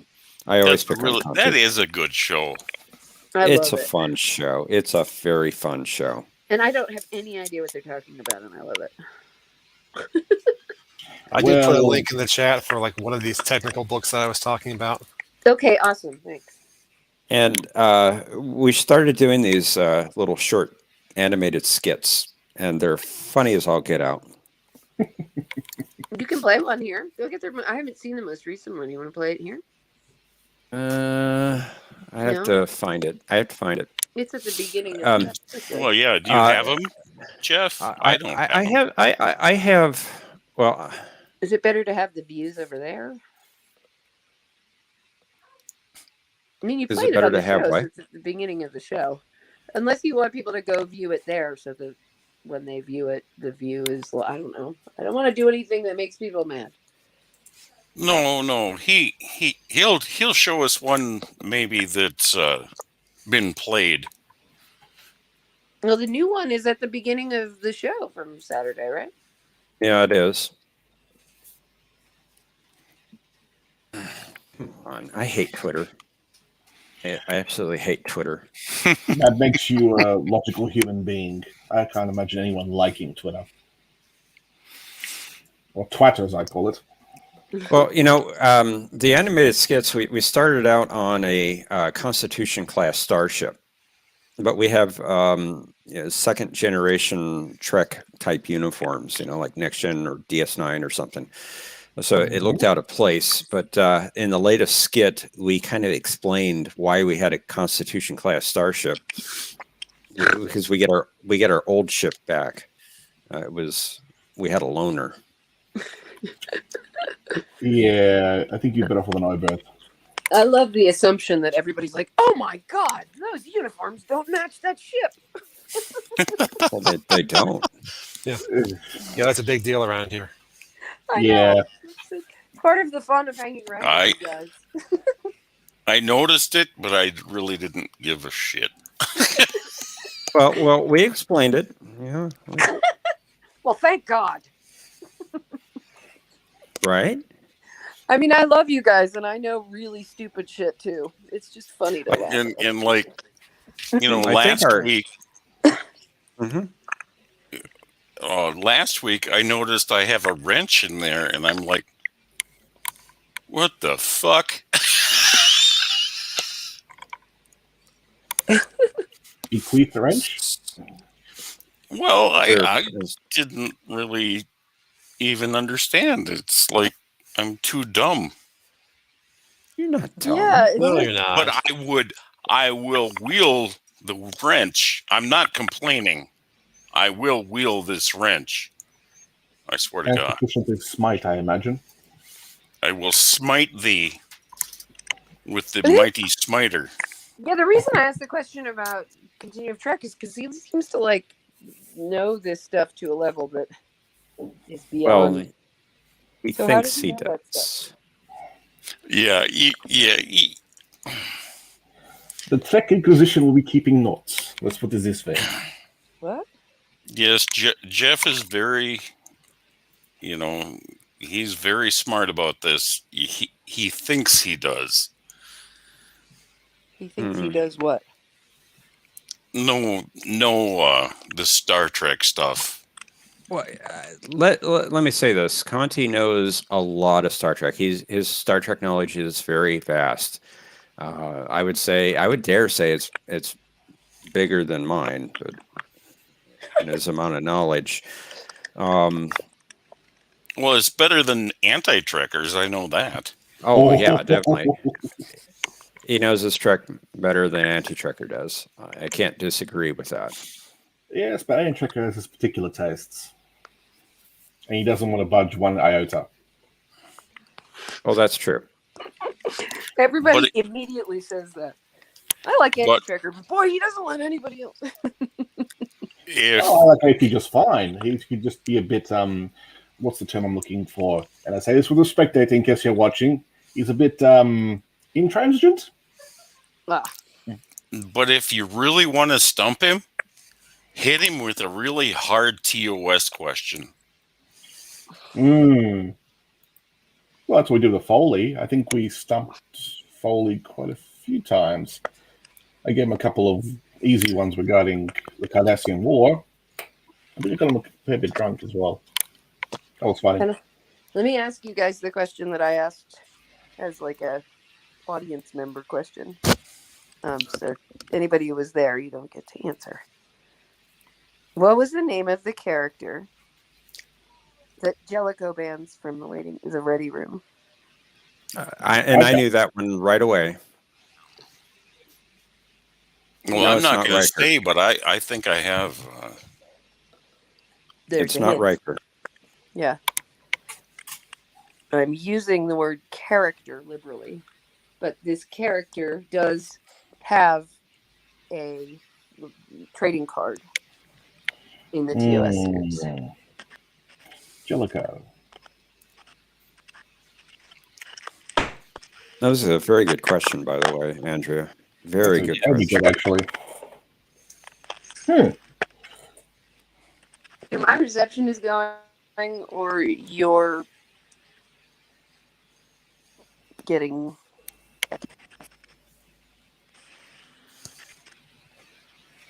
Somebody else talk other than Jeff. Okay, so if you want to see the skit we had from Saturday, I got it queued up. If you want to share my screen, Andrew. Totally. I want somebody else other than Jeff to talk for a second to test if it's me or him. Oh, it's definitely got to be me then. It's me. Okay, hold on. Oh, it's me. It's not me. I hear a lot of scratching or something in the background. Like somebody's fidgeting with something. Not me. I don't know what it is. I'm trying not to fidget. I think it could be. It's not. Are you sharing my screen? That's you, Andrea. See? And there she goes. Yeah, and she goes poofty again. What the hell? Oh. Well, anyway, the answer to her question is Jellicoe banned Troy's non-regulation uniforms. Oh. Well, no. That's not the real answer. That's not the real answer. Well, I know he banned that. Or requested. Bans from the ready room. That's the key. It has to be a Cardassian. No.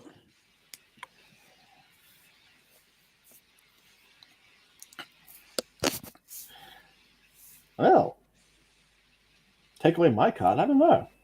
You know, back in the 80s or 90s, when was the Jellicoe episode on? It was in season 6. Yeah. So like 93?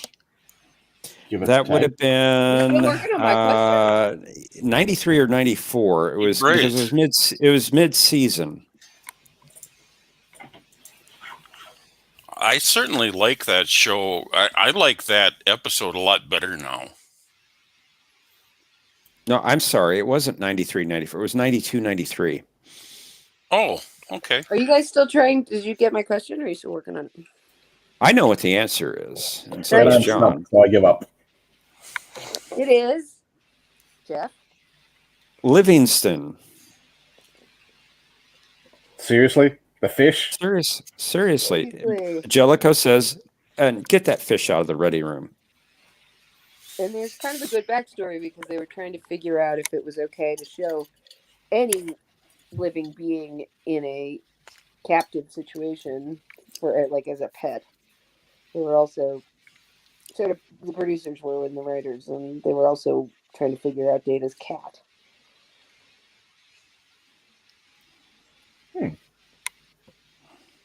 Yeah, but I did check after that, and when Picard comes back a couple episodes, the same episode, but then a couple episodes later, you see the fish again in the ready room. So I don't know.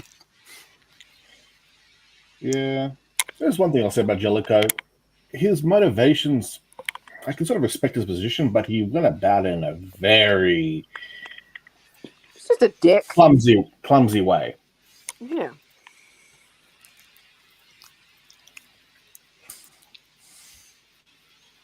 Okay, I think I'm done. So I can give somebody else my login if they want to keep the stream going. Well, Andrea, maybe this is a good way to end the stream. I've queued up the skit from Saturday.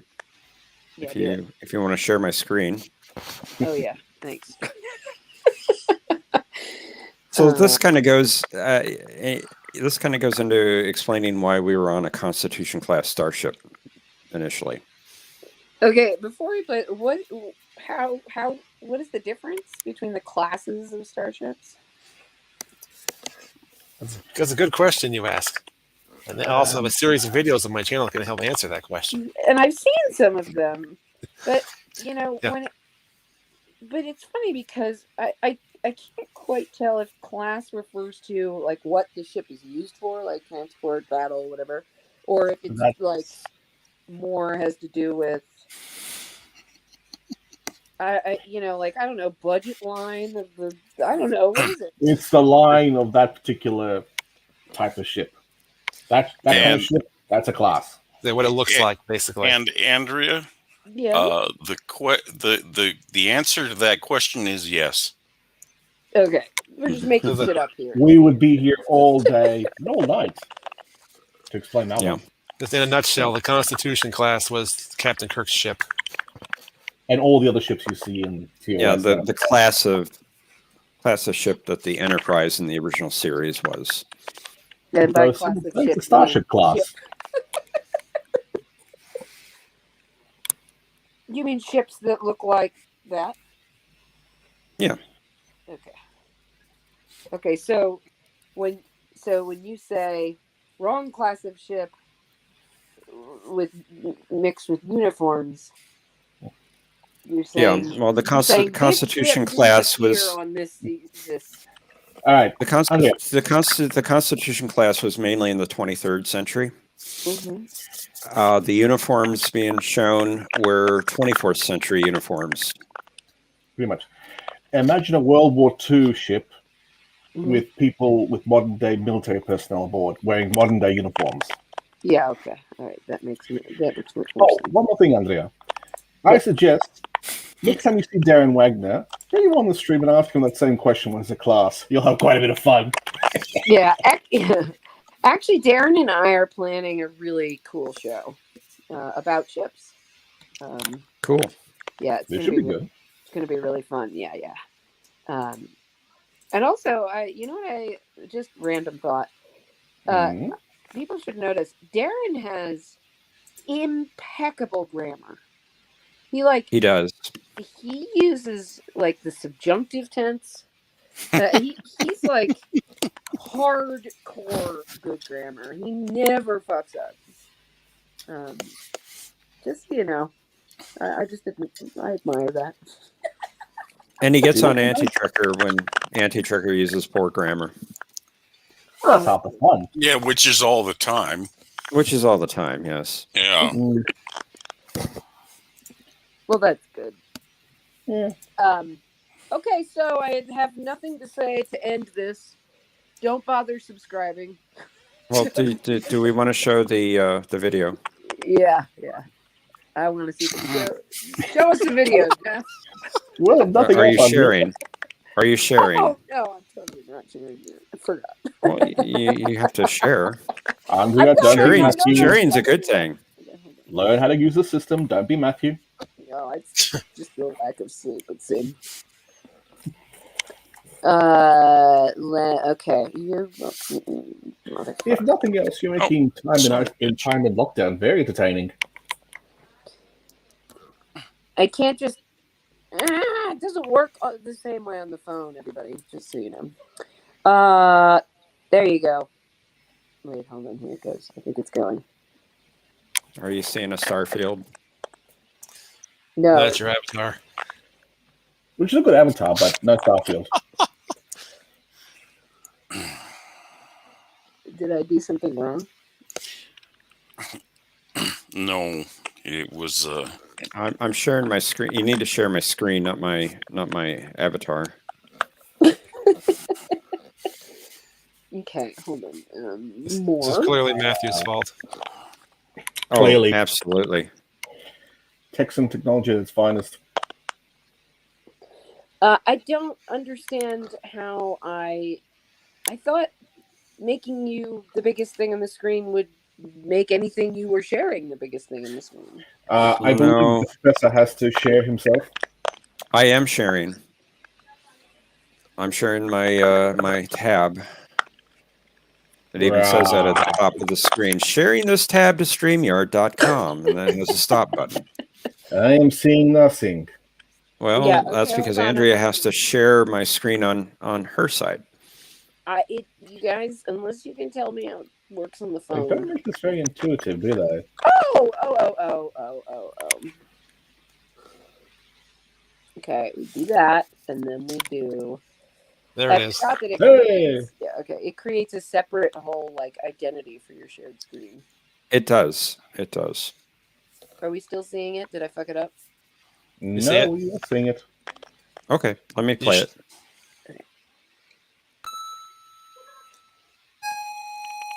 Space, the final frontier. I love the MIDI. A nebula. It's a These are the nebula, voyages yes. of the USS Robinson. Our mission is to explore the continuum, seek out strange new people, but not as strange as us, of course, to answer age-old questions, and to boldly seek out strange new people.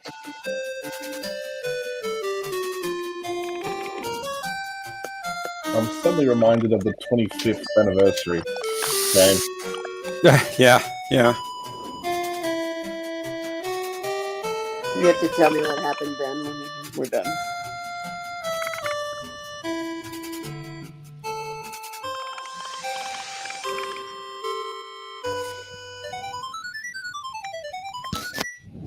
Captain's log, stardate 0000.00. It takes all we got to set the clock. We've just departed from Deep Space 8 following completion of repairs on the USS Robinson. It's good to have our nice shiny new ship back. Absolutely. We've been flying about in that courtesy vehicle for weeks. I'm looking forward to a proper replicator in my quarters again. They even managed to get the pilot's seat to stop lowering while I'm sitting in it. Now I don't feel like I'm flying the ship with my arse scraping the hull. They left this dent in the bulkhead next to the science station, though. Where did that come from, anyway? Oh, that was from when the captain tried to show us how the ship could turn on a sixpence if you cranked the handbrake. Remember? No. Well, you did hit your head pretty hard. Never would have worked if you had to stop me, Admiral. I wouldn't have stopped you if you'd done it somewhere safer. It was perfectly safe where we were. We were in space dock. Psh, a technicality. Now let's move on. Forward, Commander. Aye, sir.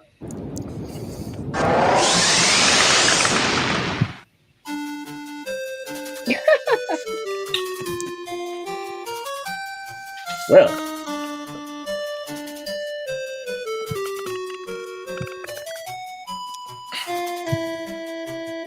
I love it.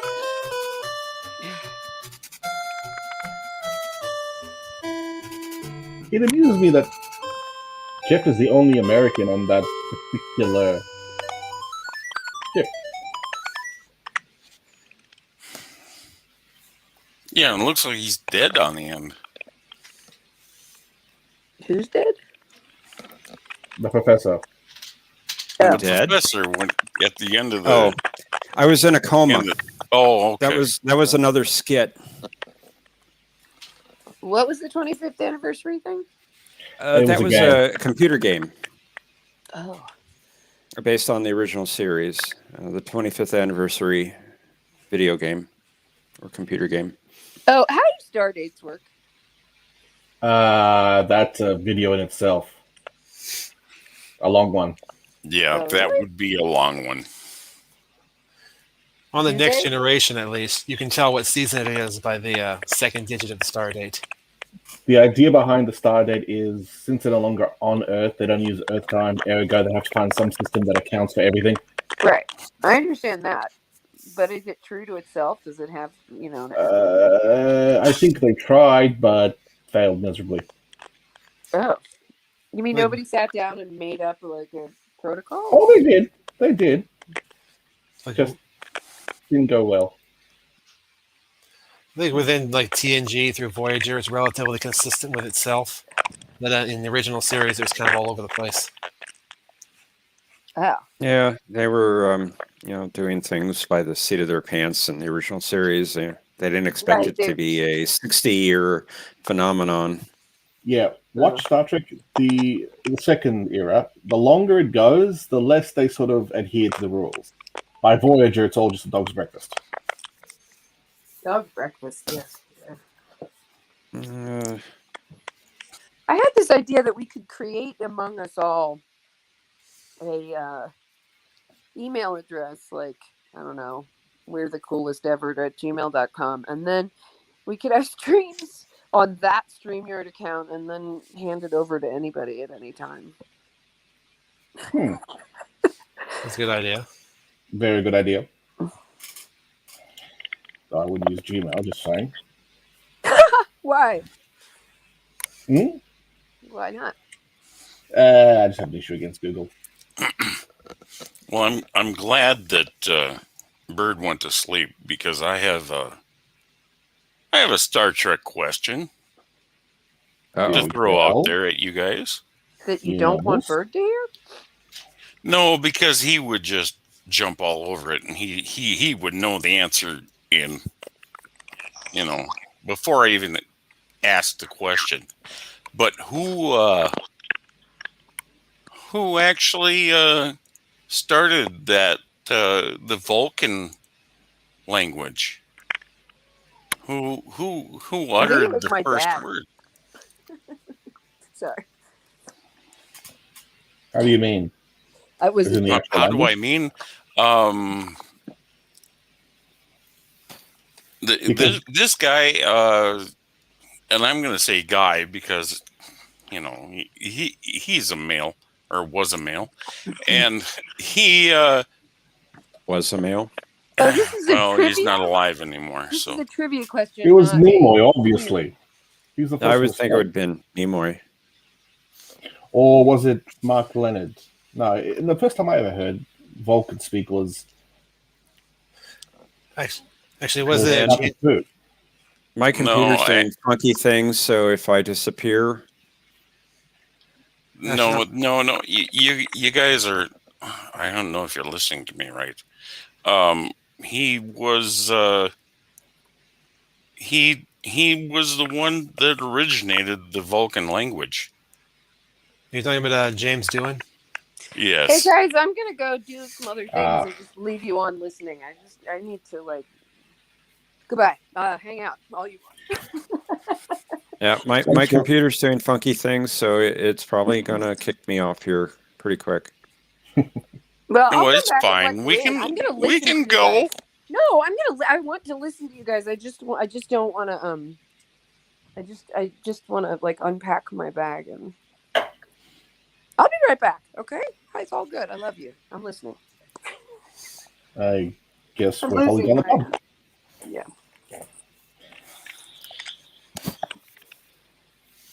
Yeah, the first time we ever heard either Vulcan or Klingon spoken on screen was in Star Trek: The Motion Picture, and they had James Doohan come up with some phrases for each language, and that was Yep.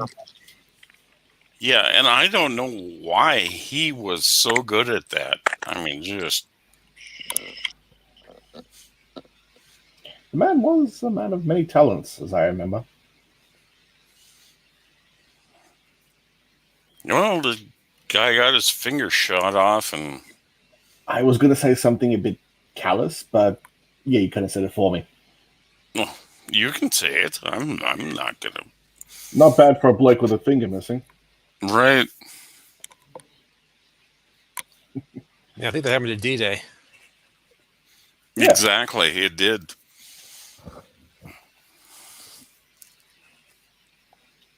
Come to think about it, wasn't a fair amount of the TOS cast for military in one form or another? I know Roddenberry was in the military.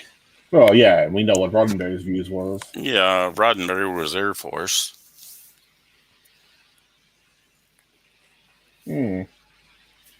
Until he read that little red book.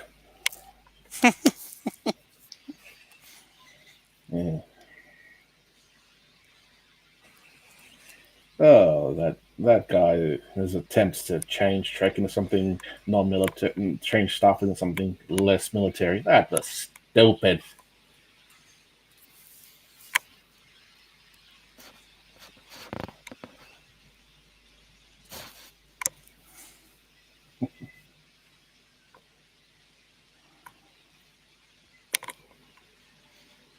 What the hell?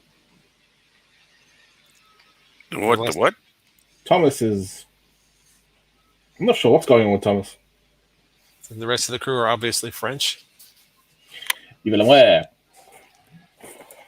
Oh, sorry. Oh, yeah, I see what Thomas is doing. Oh, wow. Phew. That's a retcon if I've ever seen it. Well, I'm going to ask a silly question here. Mostly because I didn't pay attention. And then I'm on the other side of the world.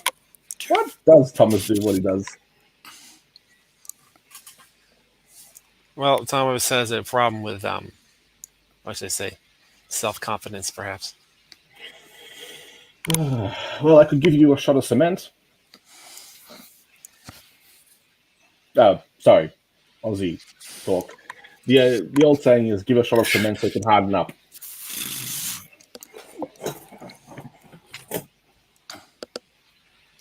Yeah, we Aussies are a weird lot. What the hell? Thomas Potts just like eliminated all of his. That's what I said. I'm sorry. Yes, he does that from time to time. Yeah. Honestly, I'm quite jealous of his collection. I have seen it, and I'll say it again. Holy crap! Yes, it's very impressive. Incredibly. What's the quick? He recently made a video about it on his channel. I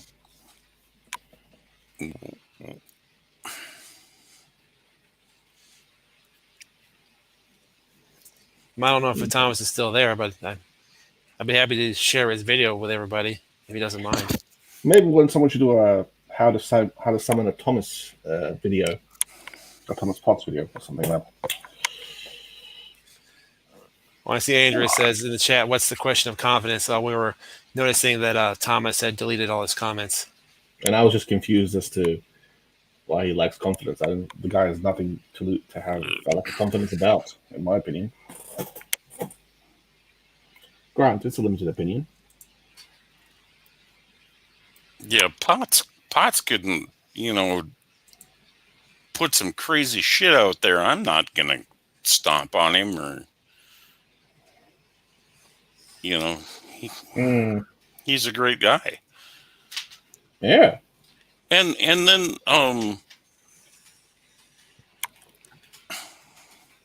I don't know what Andrea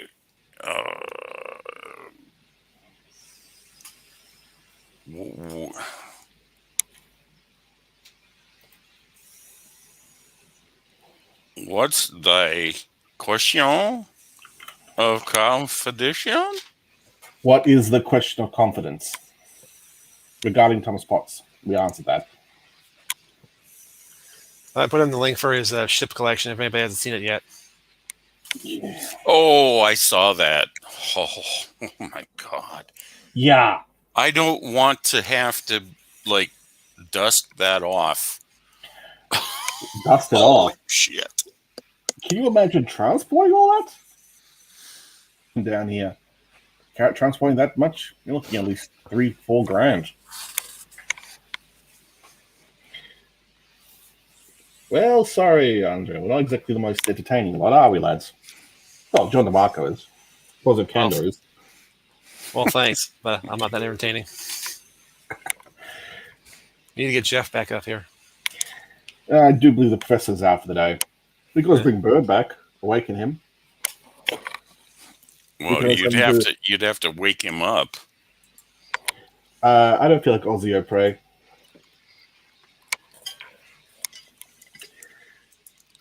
By the way. It's like Groundhog's Day. Oh, yeah. Well, you chose pretty much 4 of the most mellow people you can find here. Now, if this was, say, Darren and AT. Oh, no. Better one. AT, Matthew, and LDG.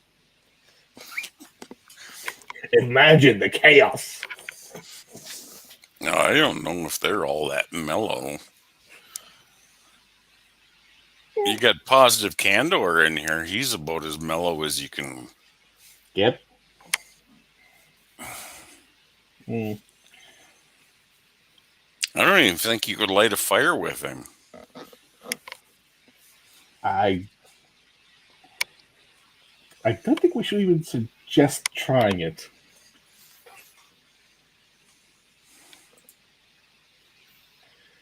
Yes, Andrea, you By all can means. come back and say random shit because it's your stream.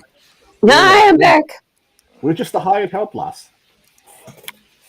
Yes, Andrea, Yes. you can come back and say random shit because it's your stream. Yeah, I I guess. am back. Oh, shit, bird. Hold on. Mute. Wow, I sound crazy. Well, if it's any consolation, as I said, you give me a great amount of entertainment while I'm locked down for 3 days. What gives you a great amount of entertainment? This stream is giving a fair bit of entertainment while I'm locked down for 3 days. Oh, why are you locked down? Queensland, some idiot brought some of the unnamed virus we shall not mention up here, and now we're all running around with chicken. And now all of the greater Bris Vegas is locked down for 3 days. Happy days. Why 3 days? Uh-huh. That's a very odd thing. One thing you have to understand about Australians, and probably as anyone in the stream will know, we are a very strange lot. Case in point. Yeah, you are big weirdos. That's true. Some of the best stuff. You penal colony members. Oi. I'm not an Anglo.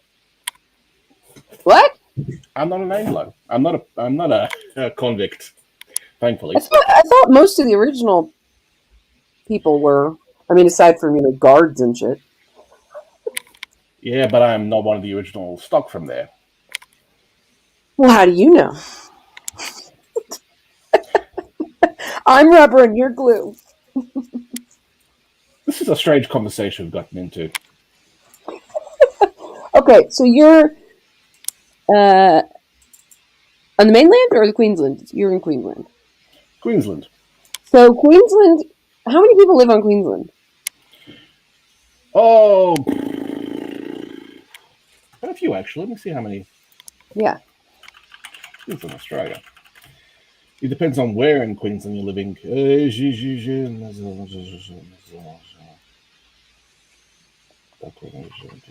Is the 3 days followed by mandatory testing? Nope. 5,184,847. It's about the size of West Virginia. Well, keep in mind, we are pretty much one of the largest states, the most dispersed. However, most people here, you could say the distribution is kind of like one of your states. Lots of people in the southeast Queensland, which is where I call home, and the rest of them all just spread out through the regions. It's like West Virginia.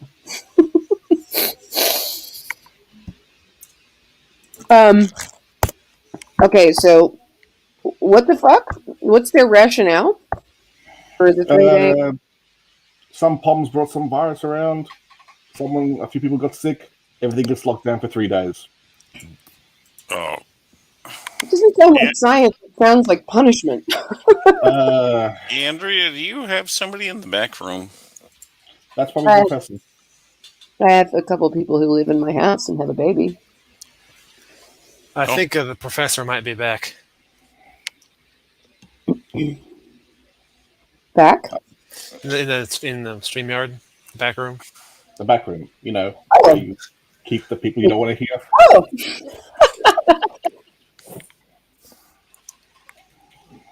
Hi there. Greetings. Are you my people that are across the hall from me? They immediately stop. No. Should I be? I'm not talking to you. You're not talking. Well, I don't know. Yeah, I know. You bring me up on the panel and then you ask a question. It's like... The sad thing is, even with all this chaos, we are still more organized than Life with Matthew. Agreed. That's absolutely true. I am trying to look at Queensland and It's hard to miss. Just look for the Great Horn. Jesus, it's hot there. Yeah. Where do you live? Brisbane or something? Well, I would not live in Vegas. I live in somewhere else. How hot is Yeah, that's what they call it, Vegas, because I don't know, it's just rather uninspired. It's hot, yeah. Okay, let me see if I can translate to the Yankee units. Yeah, well, define hot. Look like the average temperature in January is like 120 degrees or something. Correct. With a humidity of 80 to 90%. Oh my God. Why would you stay in a place like that that's like the land is trying to kill you? As opposed to living in Sydney, where it costs me about a cool meal to buy a place. Yeah, well. Also, it looks like Pflugerville's taking off, so hope you have a good night. No, Good they have a bad night. Pfluger. You left without talking to us. Let me ask you, why would any of you Yanks live in the South? It's hot, uncomfortable. Here it's not too bad, actually. Okay, let me sort of narrow that down. Florida, Georgia. Because there's no there's it's not 120 with 90% humidity. Most people don't choose where they live that way, basically. You lot of soft. Yeah, I mean, I call Costa Ricans weather pussies. Explain. Well, I mean, specifically here in Monteverde, where I live, because, you know, if you think of the equator as not like a Euclidean, non-dimensional line, but like a band around the planet, we're just 8 degrees off of it. So we're basically at the equator. So it gets really hot. But I also live a mile up in the mountains. So here where I live, no one has heating or air conditioning. It never gets above about 85, and it doesn't go below about 65. And when it gets down to like 60, it gets down to like 68, people put on like puffy down coats and walk around. It's ridiculous. There is a place worse than here, though, to live. There is a place much worse than Queensland. So they're basically not used to the coat there. Yeah, exactly. I'm exaggerating just a little bit. It does get down to probably 60. And they probably put on the down coats at about 65. Andrea, look at Darwin. Okay. Look at Northern Territory, Darwin. Check the average temperature there. You had to check with me what? Huh? Check the average temperature in Darwin, Northern Territory, Australia. All right. You'll find some worse. Darwin? Yes, excellent name. Yeah, it was probably some wealthy... Fantastic name. Some well-to-do gentleman basically had the distinct displeasure of being... They're talking about a dolphin, I'm sorry to tell you. They're not talking... I know who Darwin is. I've been around this lot. Okay. Probably too much good. I know that right now it's mostly sunny and 33 degrees Celsius. Average temperature. I don't know. I'm looking at the maps and shit, man. Let's put it this way. As you say, Queensland is uncomfortable. It is particularly nice and balmy compared to a wet season or the dry Let's season. see here. Yeah, somebody else look it up. I'm looking at the average temperatures for Darwin, Australia. In March, the high is on average 90 degrees, low is 76. April's 91. Average high is 90. Yeah. January is 90, December's 91, November's 93, October's 93, September's 91, August is 89, July is 88, June's 88, May is 90. Fuck that. And the lows range from 66 to 77, depending on the time of year. Now, would you live there or would you live in Queensland? Costa Rica. I feel like Australia is just so fucking far away from everything. That's the benefit of it. That's the beauty of it. Is it? Well, yeah. I mean, you get to. I guess you could. I imagine you kind of think of Indonesia and Singapore the way we think of Europe. Like, you're not just going to go for the weekend, but it's not that far away either. No, we go to places like Bali or something like that. Okay, that's more for the South cheaper, Pacific. the cheap vacations. Like you take I don't know, $5,000 will last you a long time in say Thailand or Yeah, $5,000 would last me a long time in a lot of places. no, but trust me, you could live a couple of years. Well, I suppose you Cap. can nowadays. Cap's I have in a the three back. bedroom. I have a Andrea. 3-bedroom house. I'm going in Costa Rica, and my rent is $500 a month. Uh, Captain Trick! Yes. I acknowledge you. I worship the ground you walk on. Please don't go. I can't do anything right whether you ask for it or No. not. So It's not it. what's wrong, hon? Not the place for it. But thank you for asking. Okay. Okay. Yeah, I mean, the third world is a great place to live if you want to save money. Yeah, but there's a reason I like Australia. It's nice, mostly, and despite what you think, not everything's trying to kill you. I'm still alive. Yeah, but I bet you have to have an awful lot of technology to not die, like air conditioning. Well, the area that I live in was mostly where you send the convicts to suffer. Yeah. I didn't realize that the Japanese attacked Australia quite so vehemently in World War II. I mean, basically just Darwin, right? There's a port there, I believe. The bombing of Darwin on the 19th of February 1942 is the largest single attack ever mounted by a foreign power on Australia. On that day, 242 Japanese aircraft, that is a lot, in 2 separate raids attacked the town and the ships in Darwin's harbor and the town's 2 airfields in an attempt to prevent the Allies from using them as bases to contest the invasion of Timor and Java. Yeah. Heavy losses.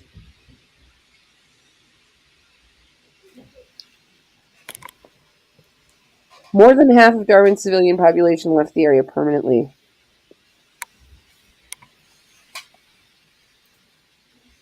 Interesting. Well, it was no London Blitz, but yeah, no. The reason I'm looking at this at all is because I was looking at Darwin on the map and I noticed there's a Darwin military museum. I was like, what? Because, Australia is not known for its fierce wars. No, but it is known for actually a pretty well-trained and well-maintained military. Totally, yeah. Everybody wants Australian troops with the UN peacekeepers, right? But Australia doesn't go, you're not attacking New Zealand or anything. Why would we want to take the Kiwi lands? Queensland? Why would we want to take the Kiwi lands? I don't know. Maybe take Papua New Guinea and you can hang out and look at spiders. We got spider sea love. Oh yeah, you do. Right. How much does it cost to do 5 days in Bali with the airline and everything? Never gone to Bali myself. So let's find out. Awesome.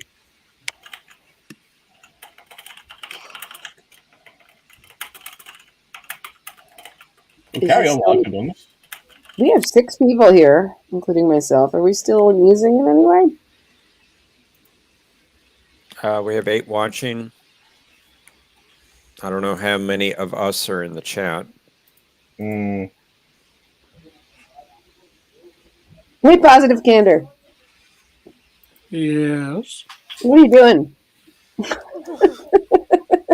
Chilling. No, I mean, none of us have our cameras on, so we're all surfing and doing other things. So while we're on this, so what are you doing while you're doing it? Yeah, just chilling. Yeah, it's pretty much the case for all of us, I think. Are you watching TV? Are you searching the web? What are you doing? Yeah, I'm watching TV at the same time. What are you watching?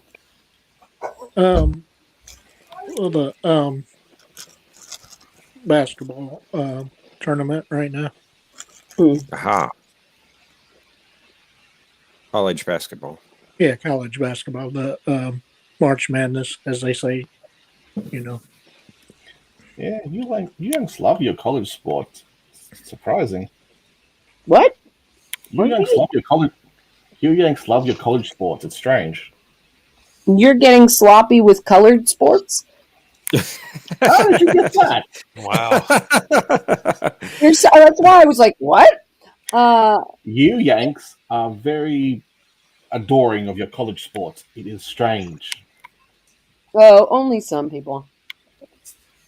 I once was live hosting All Things Considered and called the basketball team from Boston the Boston Celtics. Celtics? Yeah, because I know a lot more about Celtic culture than I do about basketball. I believe they're known as the Celtics, which is wrong. Well, you tell them that. Right. Okay, John, here's the answer. If you want to spend for 5 days in Bali, like luxurious, top of the line, not including airfare, 500 Australian for 5 days. $500? So it's like top of the line, creme de la creme. That's really good, actually. What's that in US dollars? Oh yes, for your US rubles. And that's flying from where? I think you'd be flying from Sydney, no question. So that's in your not money, good airfare, right? $381. Wow. That's without airfare. I think airfare is something like, I don't know, 200, 300. But that's like top of the line. You can't up as high as you can get. What about like a nice Holiday Inn? I don't know why you want to go there, because you can't drink or you can't do other things there. Wait, you can't drink in Bali? Oh, because it's Islamic. Yeah. Yeah. It's all haram. I'm sure that didn't stop anybody before, but we actually have a. Well, that's not Bali. Is it Bali? Oh, Bali 5. No. There was actually quite a famous case. A woman called Chappelle Corby, who was locked in jail in Bali for. Was it Bali? It was many years.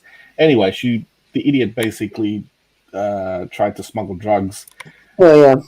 Yeah, that was stupid. I remember this story. I think it might have been Indonesia. Bali is in Indonesia. Somewhere else in Indonesia. Jakarta, maybe? I don't remember. Okay, so if Bali, okay, so pick a vacation destination that doesn't have Sharia law, and I go back to the old country, Europe. Like where do you just pop over to? Like where is the 5-day vacation? You pop over to Thailand, to Bali. Bali is good if you want cheap. Thailand is very popular. Malaysia is also quite popular. So how much is a plane ticket to the closest place in Thailand? I love that you're just looking these things Where do you up. want it? Chiang Mai? Chiang Mai? Do you want what's the name of that? Wherever you want to go. I'm just trying to get an idea. I wouldn't go to Bali. It's too hot. It's hot enough here. I wouldn't want to go to Bali. I want to go somewhere cold. I didn't say Bali. I said okay, anywhere in Southeast Asia. You might as well go to Dubai or something, Look, I don't care exactly where we're going. I just want to be able to sit on the beach for 5 days and it be cheap. And be able I would see if anybody would notice. I can go Have you 2 been to corners Dubai? away and sit at the beach. I can enjoy that pretty easily. Have you been to Dubai? Dubai is, I have not. I have friends in Dubai. Oh, okay. I mean, Dubai is the you want to be by the beach and you want to be glitzy and ritzy and all that snazz, then that's Dubai, I totally don't want any of that.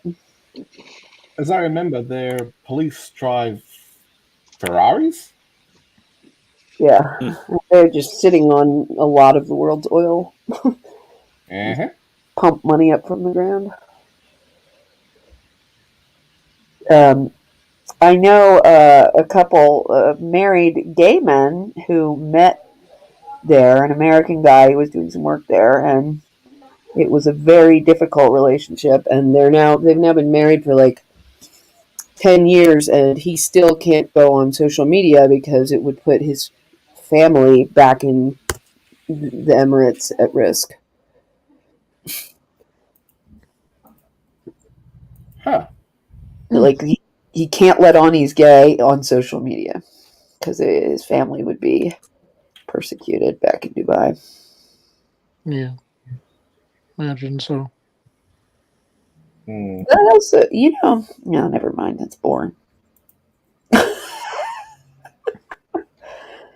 If anybody wants to talk about political refugees from Nicaragua, let me know. Moving on. Maybe Darren will come on. He likes to go through that story. Who? Darren. Yeah. But anyway, I mean, I remember, like I said, when I was off the coast of Pakistan, we picked up a floater one time.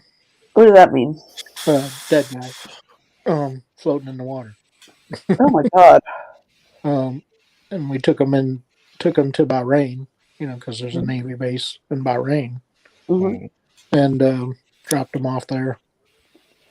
That was when I was in the Navy. Did you see it? Huh? Did you see it? Yeah.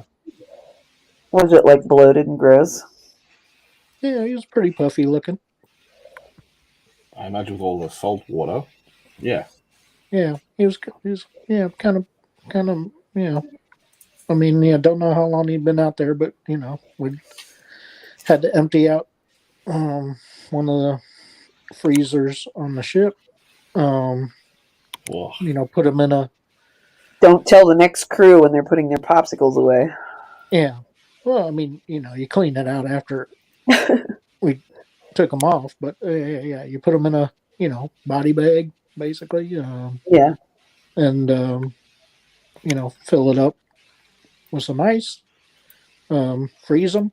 And then, when we pulled in, then we got in contact with the authorities there in Bahrain, and, they came aboard and took them off. Was this area known for attempts at illegal immigration? Bahrain?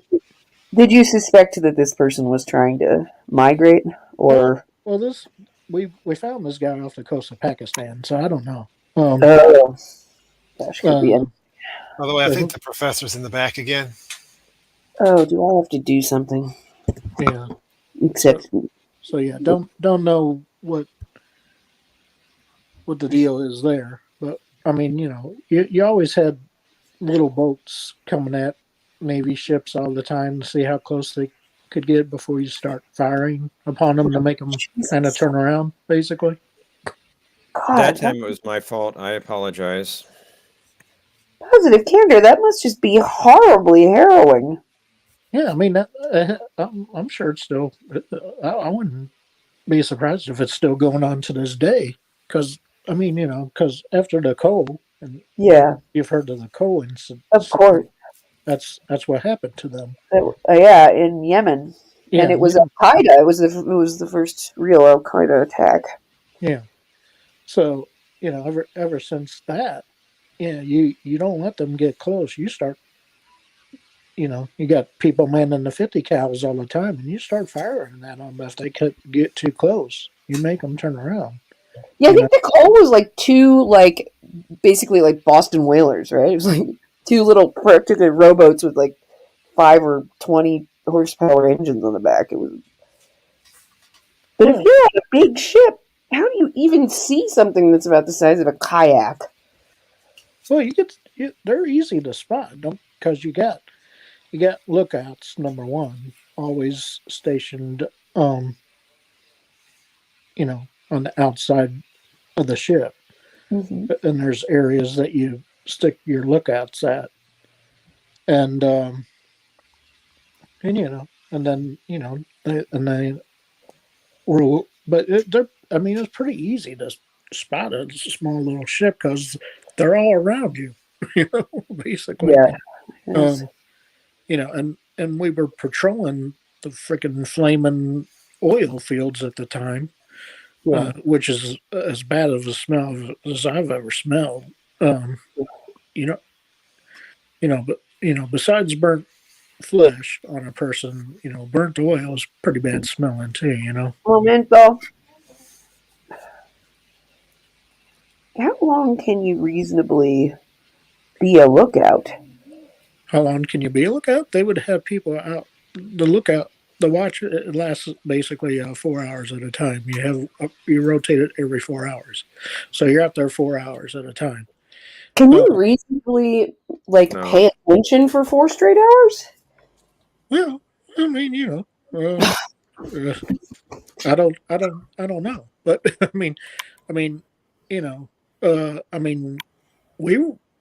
I was out on the ship. I mean, there was multiple times I was, because when you go through the Suez Canal, it has to be manned. The ship on the outside, okay. When you go through the Suez, or you're coming back through the Suez, whichever. Assuming it's not blocked by a tanker. And you got to have it manned the whole way, and it takes notwithstanding some idiot grounding their ship on purpose and blocking the freaking thing. It takes a few hours to get through it. Okay. Yeah. Big. So the ship is and I was part of the manning of the outside part for, like I said, for 4 hours out there. I mean, you just shoot the crap with people. I mean, and stuff like that for the most part. But it's not like you're out there by yourself. I can't pay attention to something that I'm looking at for 30 seconds. That's the thing. It's I don't know how you could keep the mental acuity to even notice a small boat if you're, 3.5 hours into scanning the horizon. Practice? I mean, it's just part of your job, basically. But, Yeah. I mean, but it's not like they're that hard to pick out either. You say, okay, yeah, there's a boat right there coming towards us. I mean, so yeah, you always have people manning the 50 cows. You always have lookouts out there. You had a battleship? No, this was I was on 2 different ships, a carrier and an amphibious ship. Holy cow! You got a carrier for that? Carriers are good. How many people were on your carrier? Well, with the air wing on board, it's over 10,000 easy. Yeah. Cool. It's a city. Yeah. Without the air wing, I think normal complement is somewhere between 5,000 and 6,000. But the air wing doubles that easy. Really? That many Navy? It can't be that many Navy pilots, but you're forgetting support personnel. But the air wing brings aboard more people than you think. Yeah. It's not just the pilots. You got mechanics. You got whatever. Air control. You got your fuelers. You got your freaking people that are, maintenance. I mean, there's so much that goes into flying an airplane. Ain't even funny. My dad was a helicopter pilot in the Air Force. Not pilot, sorry. Helicopter mechanic. My brain is clean. Yeah. So I mean, yeah, you think of all the things you got to, fix on a helicopter or a plane or whatever, jet, whatever you want to call it. Especially during the Vietnam War. Yeah. So I mean, you got all the mechanics, you got all the different people that are in charge of whatever, one thing or another. But yeah, and then you got your fuelers, you got your people who are, and the flight deck is also constantly going. Well, tell us about bars and restaurants and pool halls on the on the carrier. There's You no mean, such thing. what do you do for fun? There's no such thing on a carrier. You must get some downtime, right? So what do you do? Yeah, you get downtime. We mainly just play cards and stuff like that, or video games, because everybody had. Back then, everybody had a freaking Xbox, and Halo was your number one game back then. So, so yeah, we would, just have Halo tournaments and stuff like that, and or spades tournaments, or for people who like playing cards, or whatever and stuff like that. We usually had that on the mess decks, usually during the evening after dinner time. How many women were on board? Say what? How many women do you think were on board? Could you hook up? Is that allowed? What? Can you hook up with someone? Can you It'll happen all the time, of course, but it's not you're not supposed to, but it happen all the time. Yeah. Anyway. But yeah, people hooked up all the time. But that's why every damn Navy ship is a love boat. But usually somewhere rather loud. Yeah, it's not loud because officers would hook up with enlisted like crazy, and then the enlisted person obviously would be the one that always got a power problem. Yeah, most of the stories you hear, mostly they go somewhere that's rather loud and noise with lots of mechanics to hide the noise. Yeah. Was there like a ceremony the first time you crossed the equator, like crossing the line thing? Yeah. Everybody, that's called crossing the line, isn't it? Well, they call it shit. What is the term for it? Man, it's slipping my mind right now. It used to be kind of like hazing, right? Yeah, well, there's all kinds of hazing in the military that you just don't tell about it. What else are you gonna do? Yeah, exactly. But yeah, what happened to you? What happened at that ceremony? I can't talk about it. I know you're not supposed to talk about it. I go straight for things that no one wants to tell me. It's stupid crap that they do to you. Yeah, several people. You got to crawl through, a bunch of slime and beer and whatever nonsense. People slapping your butt. Yeah, people, hitting you and whatever, that kind of thing. Yeah, kind of like what you probably do for college frat thing, initiation type deal. Basically. Was anyone here in a fraternity? No, I wasn't. Well, I'm an Aussie, so clearly not. Nope. No. Yeah, so I have no idea my school didn't even have them. Yeah. Well, yeah, I'm just. Yeah, right. It's probably similar to the kind of crap that you got to do for that. Yeah. Basically, a bunch of bored sailors. And then they basically turn the frickin' hoses on you, the fire hoses on you, and shit. Hey, put it on. Sorry, hold on, I'll be right back.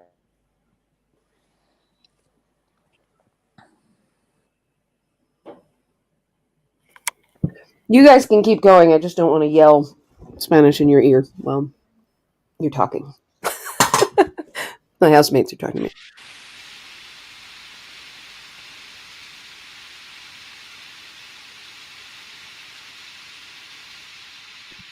Did I do something wrong? What's happening? You didn't do anything wrong. No.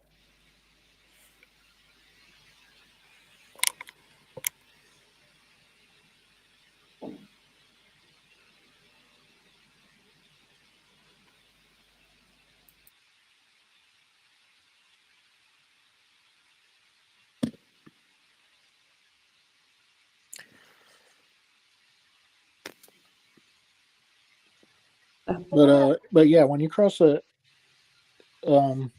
equator, you turn from a polywog to a shellback. Basically, that's the term that they use.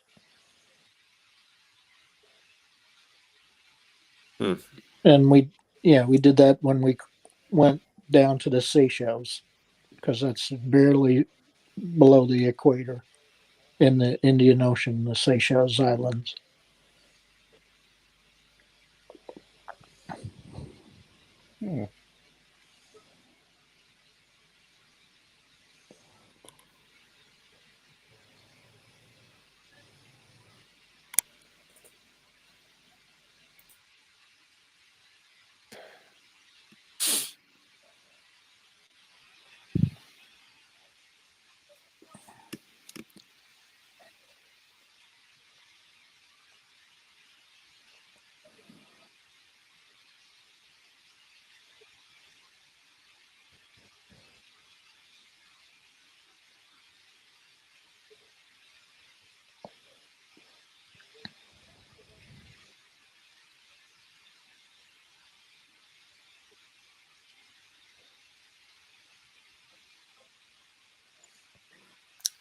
Robert Green wants to know who's ready for Godzilla versus Kong. Yeah, unfortunately, it's not that great of a movie. And I'm not Saw big it? on kaiju. No, I mean, it's your usual. Unfortunately, there's not as many fights as I was hoping for. Yeah. Was it Candle with blood?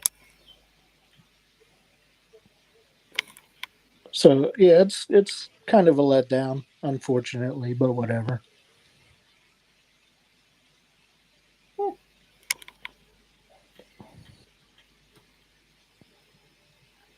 I didn't know it was out.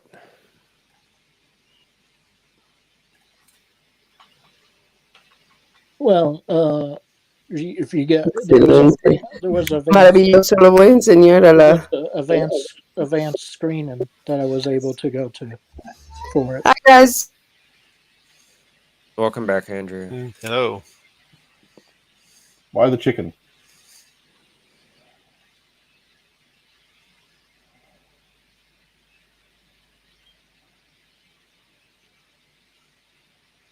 You're muted, Andrea. Andrea, you're muted. Oh, que la chingada, güey. I was just trying to tell you that the chicken can sit down on a shelf. Okay, who cares? Hello. Hello.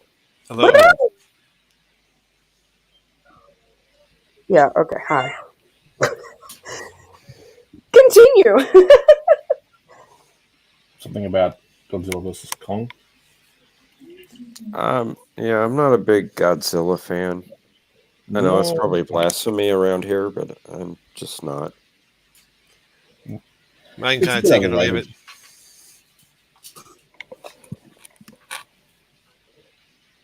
it. I love Mothra, where there's two weird, like, twins sing crazy songs. Do you know what I'm talking about? Trying to. Hold on, I'll find that one.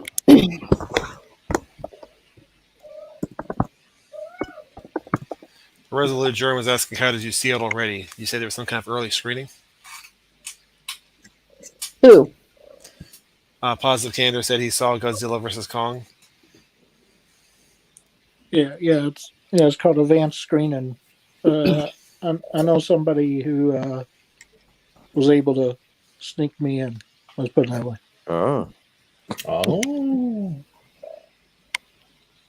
When is it supposed to come out? The 31st is when it comes out, but they're letting press, and I know somebody from the press as well that I was able to go with to see the advanced screening because they're writing up reviews for it, already. So yeah, I mean it's an average movie at best, I would say, but whatever.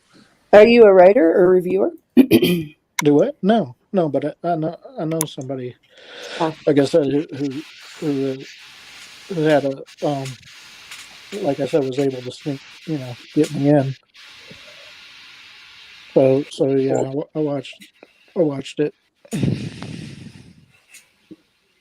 It's 10 o'clock. It's 10 o'clock, everybody. Right. It's 2 p.m. here. Oh my gosh. Hi, kitty.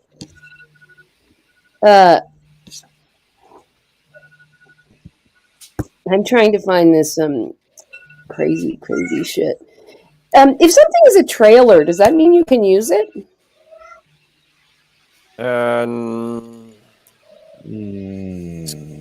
That's debatable. Fair use is kind of murky at best of times. Oh my god, I'm gonna kill myself if that doesn't stop. I don't mean that, everybody. It's 10 o'clock. It's That's 10 o'clock. 12 on the East Coast, huh? Yes. Yep. Okay, well, I'll show you this thing and then we'll go. If I can find it. If I can't find it, we'll just stay here forever. Oh no.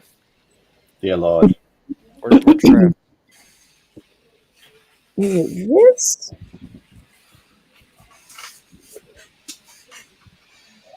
No. Oh, this cat talks to me constantly.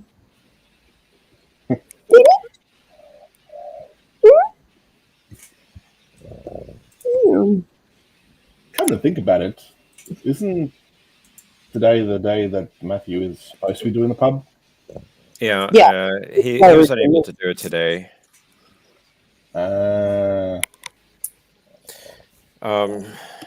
Andrea, if anyone is interested, I pulled up what I think is the best short skit that we did for a question of Trek. Oh, goody. Yeah, we're going to do that too. Well, we did the newest one. Yes, but that's right. This one's the best. I think this one's the best one. Awesome. It's right. one we did a couple weeks ago. Okay, give me 1 second. Everybody tell me what their favorite pet is from history. Pet? From history? Yeah, from your life. Our personal history? Yeah. Or just one notable pet. Well, one of my favorite pets would be a black cat I had named Nim for many years. Like The Secret of Nim? Not really, just like the name.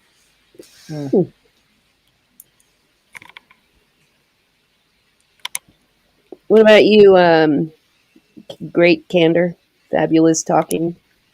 I mean, I've had so many dogs. I couldn't pick one of them. I mean, they've all been pretty easygoing and easy to train and stuff like that. So, but yeah, I've had I don't know how many dogs, but throughout my lifetime. But yeah.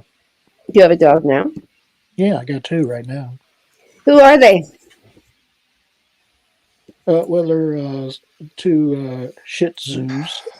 What are their names? Sandy and Danny. Ah! I like that. Yeah. That's weird. For some reason, when you said you had dogs, I imagined you having like German Shepherds or something, and then they're like. I mean, way long time ago, my parents had German Shepherds, and then they switched over to Dobermans, who are very, very loyal and easily trainable dogs. And then, they have, my parents always had bigger dogs, and I kind of like the smaller ones, Mm-hmm. Yeah.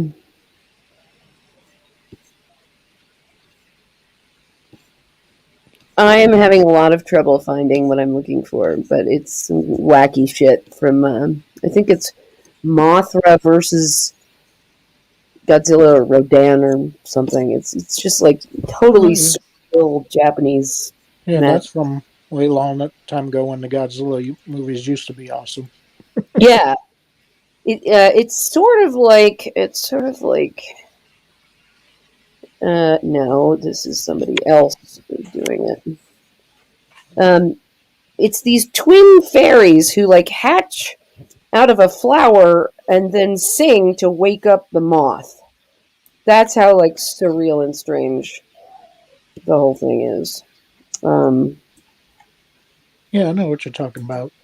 Yeah, have you guys seen that? Maybe we should do Godzilla movies. Yeah, I've seen that like a zillion times, but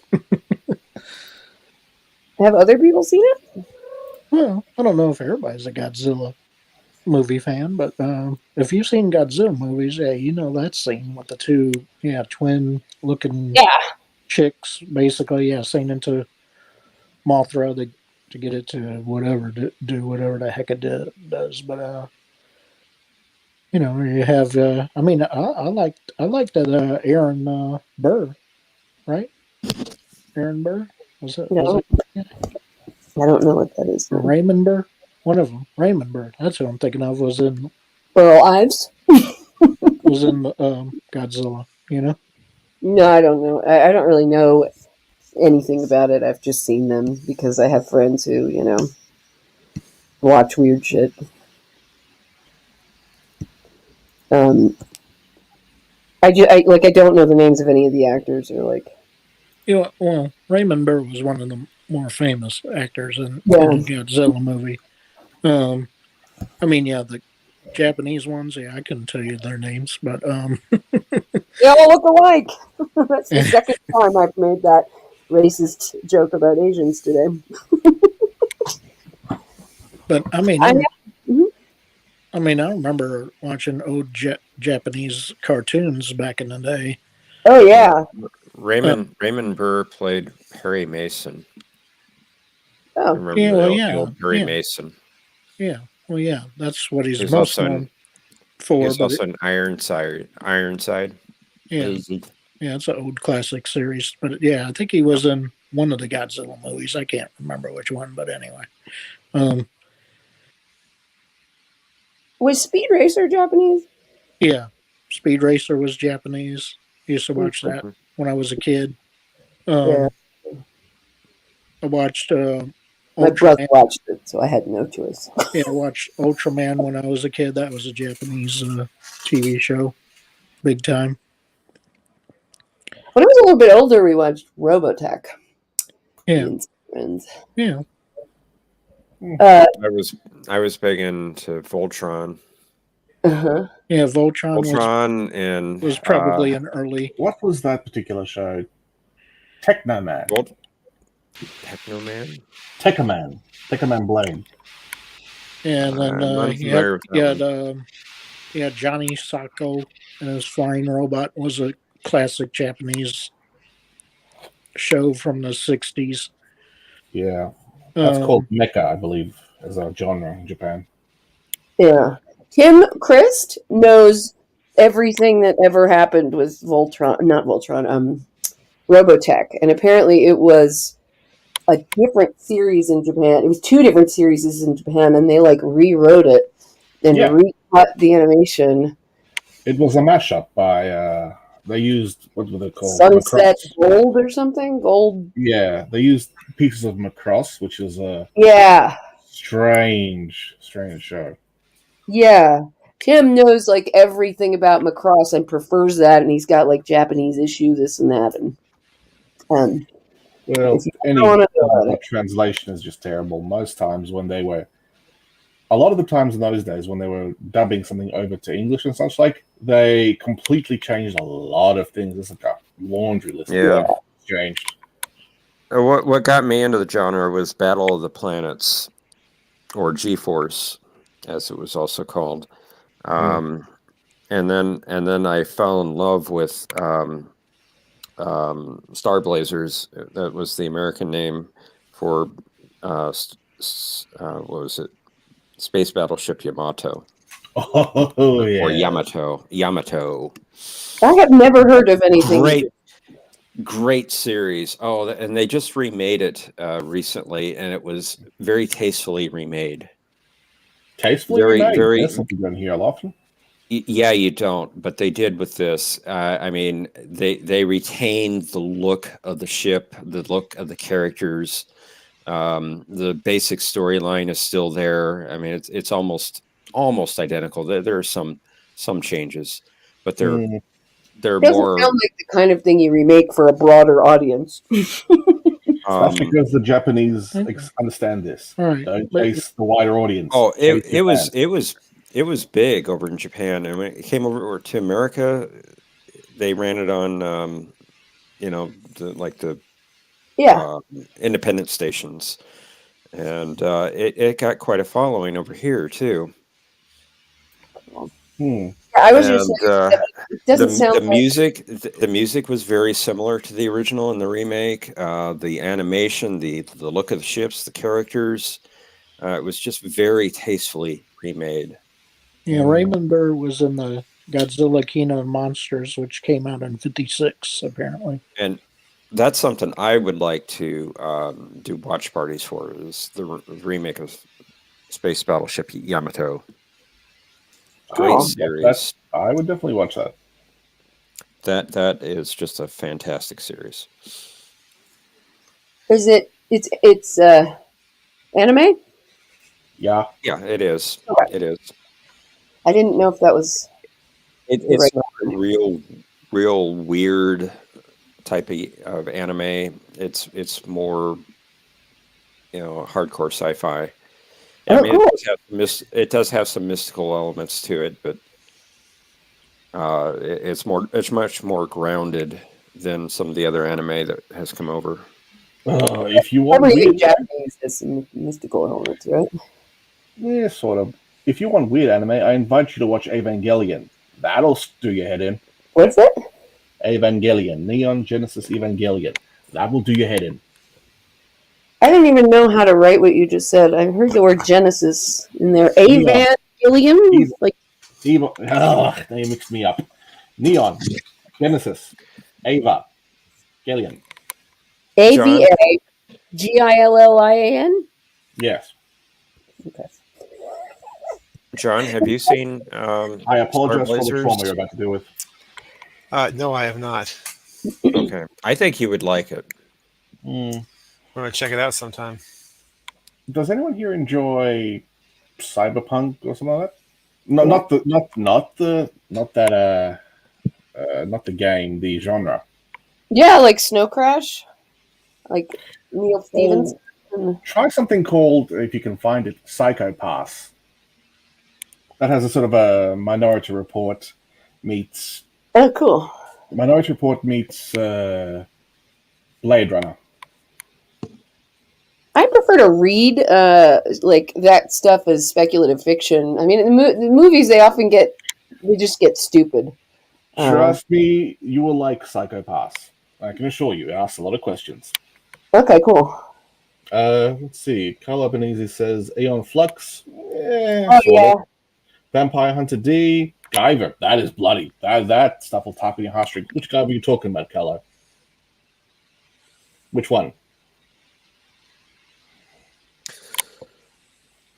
Somebody tell me what's going on.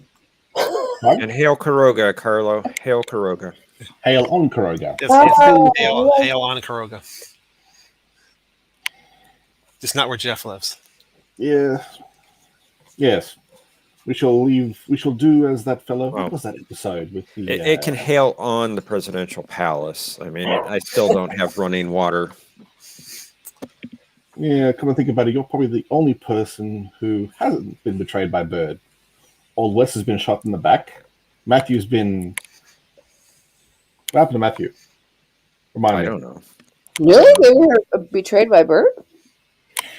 In one stream we were doing, I actually watched Bird technically sort of shoot Wes in the back. This was before the new year. Technically, sort of. Well, technically speaking, he shot him in the face, but he did double cross him.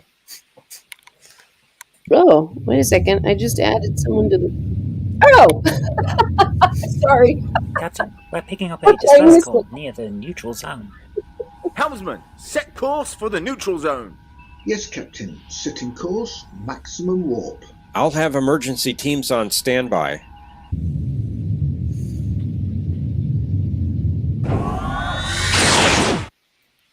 Captain, we are being held by the Borg. Open a channel. We are the Borg. You will assist us. These people are insane. Yeah, P90s, baby! My God, how barbaric. What savagery is this? Let's beam over and find out.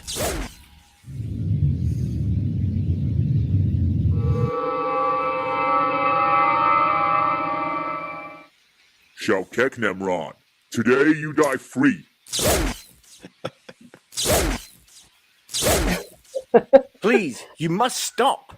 It's no use, Captain. They are too caught up in their savage display of violence. All right, Prometheus. Beam over the nukes and get us out of here. Did he just say what I think he did? I suggest we get out of here, Captain. Oh, no. Admiral Brains to USS Robinson. I really hate those guys. Professor, I have one thing to say. Yes. You couldn't get a bloody refit? No. Bloody what? No. We couldn't get a refit. Jesus, Starfleet's definitely been slack. I love the idea of... I know. Now, they refit the Constitution class, and the Enterprise got its refit before the events of the motion picture. It has a slightly different look. They basically remade the ship. Come on, look. You guys made a really cool little thing. Who cares? That's stupid. Now, my question is, was that what's his name? Mitchell. Yes, that was Mitchell. And Teal'c, of course. Not O'Neill. That's not O'Neill at all. No, it's Mitchell. Oh, well, I'll still think of him as Crichton. That guy will always be Crichton in my head. Yeah. I mean, that's the character he's known for. Oh, yeah. I love the idea of beaming over nuclear weapons. No. You must do it properly. Nuclear weapons. Nuclear weapons. I can't do a Chekhov accent. Nuclear vessels. Nuclear vessels.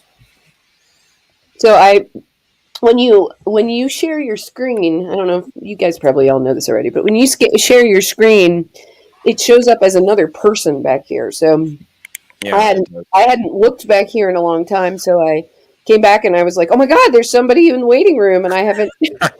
So I was like, oh, and then I didn't realize that it was your video, so I didn't give you any chance to talk. Okay. No, that's there okay. There are 4 lights. What? You'll figure it out. You know it. There are 4 lights.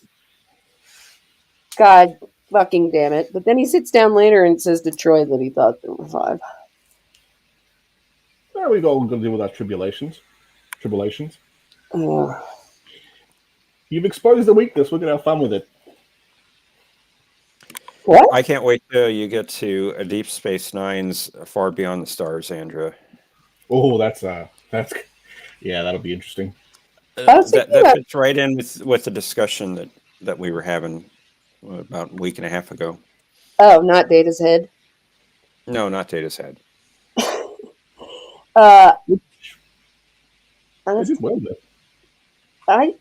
It bothers me that he is there with his head at that time. I see now. Yeah, but one's like 500 years older than the other. Yeah, no, but the thing is, the whole idea of this is cool,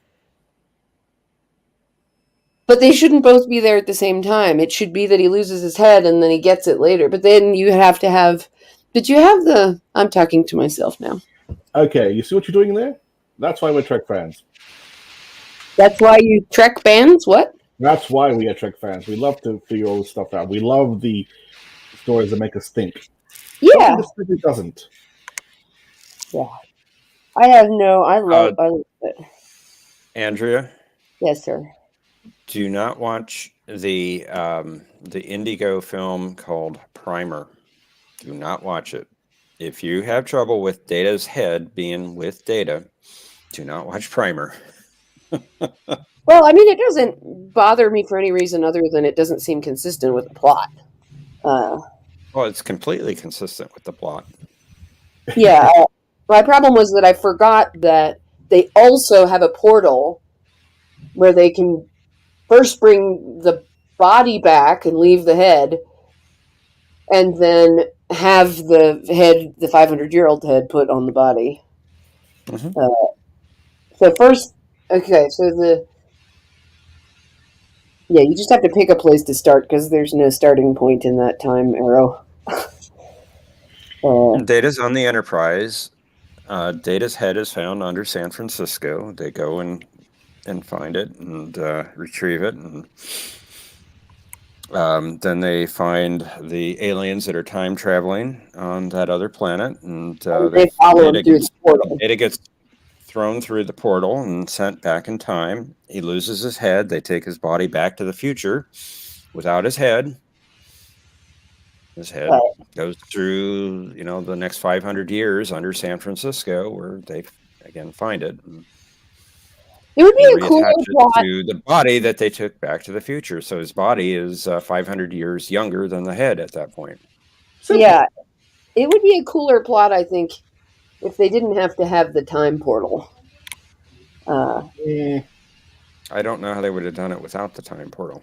Correct. Or at least some sort of time travel. Then the body and the head would be the same age if you don't have that, right? But if they could figure out a way to do it without, where the body has to wait 500 years to get the head, that would be cool. Well, consider the materials; it's nothing. Yeah. Though theoretically, Data could live thousands, tens of thousands of years. Now that I'm thinking of the materials, I'm just remembering that time that Lore fought Worf, and I'm wondering how the hell is Worf still alive after that? And who's Lore? That is Data's long story brother. Oh. That we meet first time in season 1. And that's the episode where you hear, "Shut up, Wesley." Ah. Harms the soul, doesn't it? Hey, I was asking John DeMarco, Presence Company. I was asking him about the idea of watching, now that Deep Space Nine is concurrent with the episodes of TNG that I'm watching, should I go back and forth or something? And he suggested another way, which might be interesting: finish 6, then watch season 1 of DS9, then watch 7 of TNG. That might be a good way to go. That's a very good way to go. Question. Did you see the episode in season 4 where Data is basically recalled by his creator? Data steals the ship. Okay, then you did meet Laura in that episode. Yeah, I have not. I don't not retaining any names really. I'm really good at retaining storylines, but like I can remember weird shit about that, but I can't remember like names and what the ship looked like and stuff like that. Just have to watch a fair bit. A lot of repeats. Just stuck in your head. Yeah. But on the note of storylines, I will say this. First Contact would have been better if Sisko had played a role there. I think so Possibly. too. Possibly. Yeah, hear me out. There's a bit of logic to that. Because Is Sisko... that one with the astrologers or whatever? The light must be joined here. As far, no further. They're not. Maybe I'm mixing that up with the Orville. Well, First Contact was the second Next Generation film after season 7. Oh, I haven't seen any of those. And it was an episode. It was an episode where we actually flipped the script a bit. We were watching it. We were watching the TNG crew as the outsiders. Watch that episode. You'll understand. Okay. But no, First Contact would have been better because if there's one thing we never really resolved, aside from something in the first episode, we never quite resolved the issue Sisko had with the Borg. And working side by side with Picard would have gone a long way to fix a few of those issues. It was just a storyline that was completely untapped. I want to know more about Guinan and I invite you then to read. I know you don't want to read one of the novels, but there's a novel, The Buried Past or The Buried Age. That shows a bit. Is it more or less like fanfic, though? No, sort of. Yes, no, but it does better. It does improve on things a lot of ways. Wait till you see Scotty again, though. That's going to be hilarious. In Relics. I liked having Spock back. That was cool. Then you're going to have Scotty back. I know. I liked the episode with Spock. Did you see the one with Scotty? Yeah. Okay. I think. The Dyson Sphere. Yeah. Scotty's trapped in the transporter beam for like 80 years. Where Data says it's green. Yeah. I have seen it. I think I might have fallen asleep first. I don't remember the 80 years part. That's the problem. I know he's like trying to like find a place to retire and. Okay, you gotta watch it. Yeah, Resolute Germ does make a point. It would have been basically impossible to get even more DS9 characters in the movie. Probably, yeah. Why is TNG so comforting? Comforting? Yeah. Well, I can tell you what's comforting for me, but it's probably very different for your reasons. Yeah. Because the people there are good. This goes back to the discussion we had a couple weeks ago where you said positive characters are a bad thing. No. TNG has plenty of positive characters. They don't all have to be Superman. Yeah. I think That's I meant what I mean by positive characters. Yeah, I meant perfect characters. Yeah, you don't want perfect characters. That's boring. Yeah. That's Michael Burnham. He's the bestest ever at everything. Just the amount of headache, the amount of disgust that name brings up. Okay, don't go there. I want to hear more about why it's so comforting. Like, why is this what I want to watch at night before bed? Because these are good people. These are good people doing great things. Yeah. That's something that's lacking in this day and age in most fiction.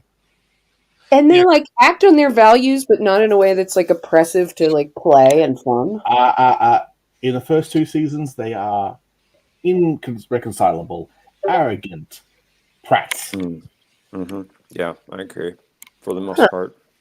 But that's when you got Gene Roddenberry out the door, as he should have gone. He should have not even been heading up Next Generation, if you ask me. But that's not what moves all of that. Ever noticed that once you get Gene Roddenberry out the door, things improve?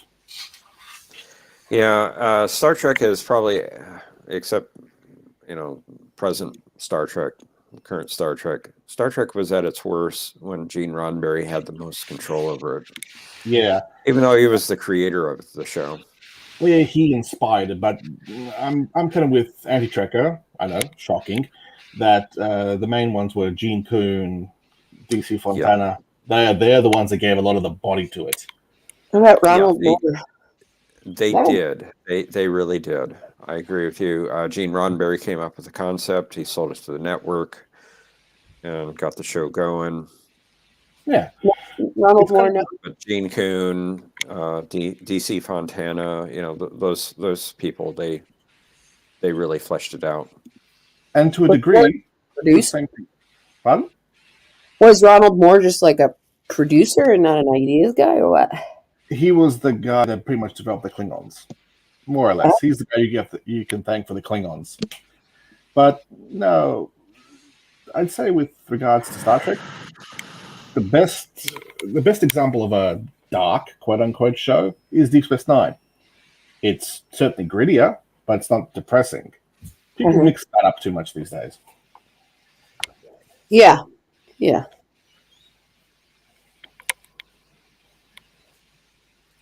Speaking of which, I feel like going and watching TNG.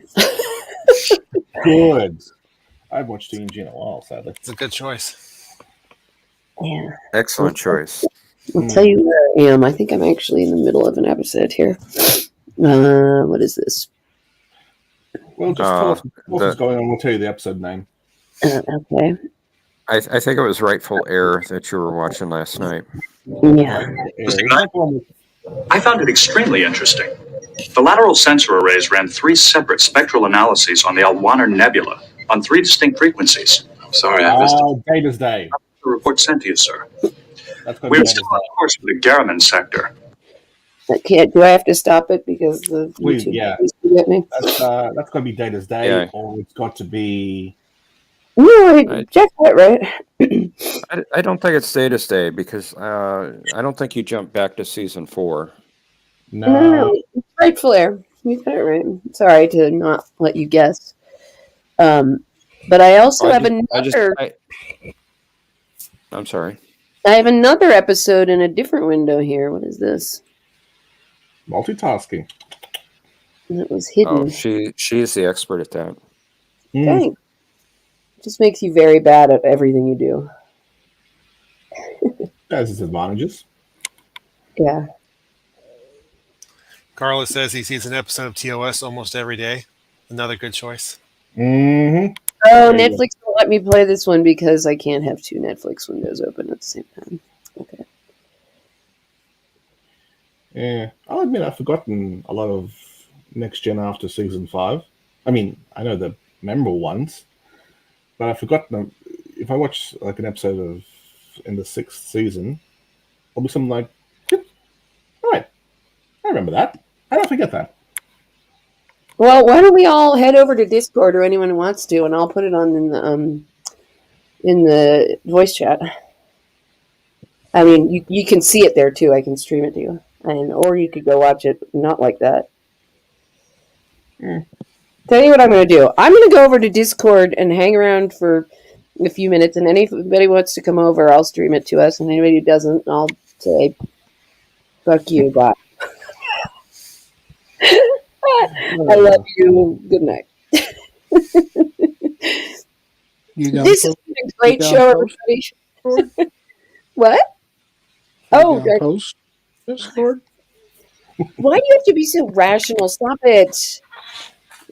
Let's see. Yeah, I'm sort of in the same boat as Carla as Alvin. Are we allowed to invite people to Matthew's server? I mean, do you think he'll mind? Are you guys already members? Don't know. Okay. I come to the think DM. Matthew would mind. I don't think you'd mind. I mean, here's what I'll do. We have other people in the community there. Cinnabon, Tim Christ. Are you on Discord? Daniel. Positive Candor, are you already on Discord? Yeah. The nerd community. I'm gonna invite you within Discord. I don't want to put a link in the chat. Okay, that's cool. What's your name on Discord? Positive Candor.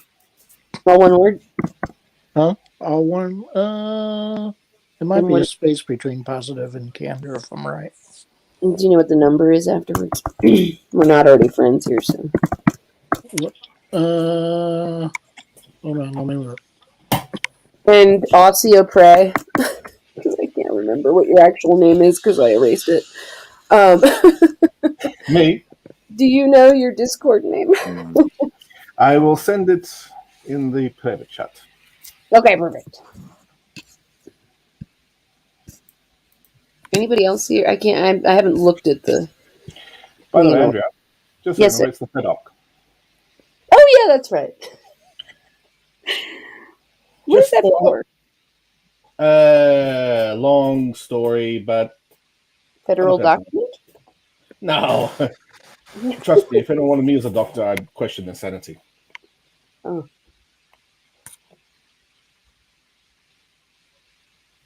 Document? I'll leave that to imagination. Uh-oh. You collect federal documents and give them to reporters like me. I would rather shoot myself than work for the government. Yeah. The hours, not enough pay. Yeah. So you're going to be on here a lot the next 3 days? Considering I'm basically stuck yeah, but I need something to entertain myself while I'm working. It might be a good thing we're ending here. Uh-oh. That sounds ominous.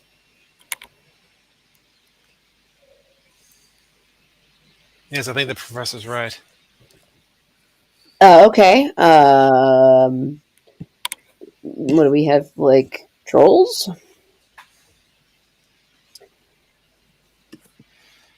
Well, Matthew has had some trouble with that in the past. Yeah.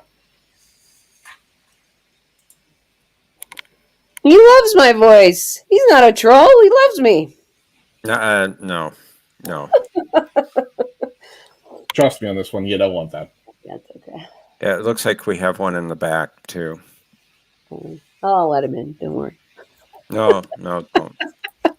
Andrea, you don't want that. Trust me. Oh, I know. I don't want to see anybody. Yeah, Matthew had problems last week. Yeah, I remember. And don't be like Matthew. I wasn't looking actually at the chat. I had to go back and see the porn that somebody. Andrea, we should not be like Matthew. In this pub, we have stronger beer, we have stronger drink, and we have no trolls. No trolls. There's not much stronger beer. Exam.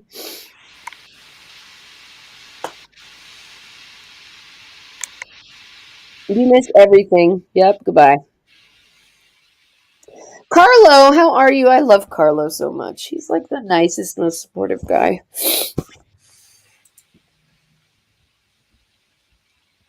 I didn't look at the chat for so long that I don't recognize anything said in it. I put it in the private chat. Yay! Okay, perfect. How do I get there? Private chat. Oh, look.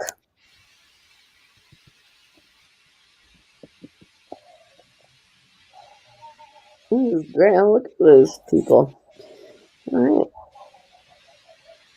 Oh, poor Captain Trek didn't know that I wasn't specifically ignoring him. I was ignoring everyone. Okay.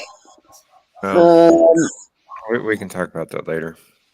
Crap. I have to add you as friends first, both of you, for this to work. Why don't I? So I'll do this. Let's end this taco popsicle. And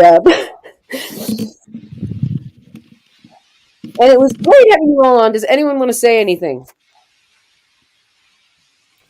Tomorrow, look for a new radio show for History with R&R. Should be going up sometime in the morning, probably 7 a.m. We should also have a new live stream this Friday. I'm sorry, not a live stream. It'll be a new upload this Friday. Something to do with World War II in the Pacific. We've been going back and forth on the exact title or exact Did topic. Something happened in the Pacific in World War II? Well, yeah. And Sorry, you can probably tell I'm tired. We just need to push. And also, A Question of Trek. It's going to be a special episode this Saturday at 6:30 p.m. Eastern Time. We're going to have myself and Continuum Trek. We're going to be team captains for our respective teams, and Zoe and Paul are going to be running the show. So it'll be kind of a role reversal. And Conti is going down. It's gonna be wild and wacky. John DeMarco, speak now or forever hold your peace. Well, he's not doing it this week, but usually, Matthew and I do Sequest reviews on Tuesday evenings. We just started in season 2, so if you're interested, check it out. This is the thing with the dolphin, right? Yes. You know, I won't say much. I'm not going to say too much. But like, Flipper was campy and dumb. Sequest is trying to be serious and uses dolphins. Weird. Mm-hmm. Yes, because Darwin is awesome. Darwin is awesome. Yeah. Anything else? It feels like Next Generation Under the Sea. Then is there a smarmy first officer that women for no reason at all are attracted to? Well, it's not that close. Okay. There are similarities. Let's. Okay. If you want to plug anything, do it now. I'm not going to go round robin because I can't. Okay, I will make you my friends, and I will invite you to the thing. And if you're coming, then be prepared to accept my friendly advances. Goodbye. Wow.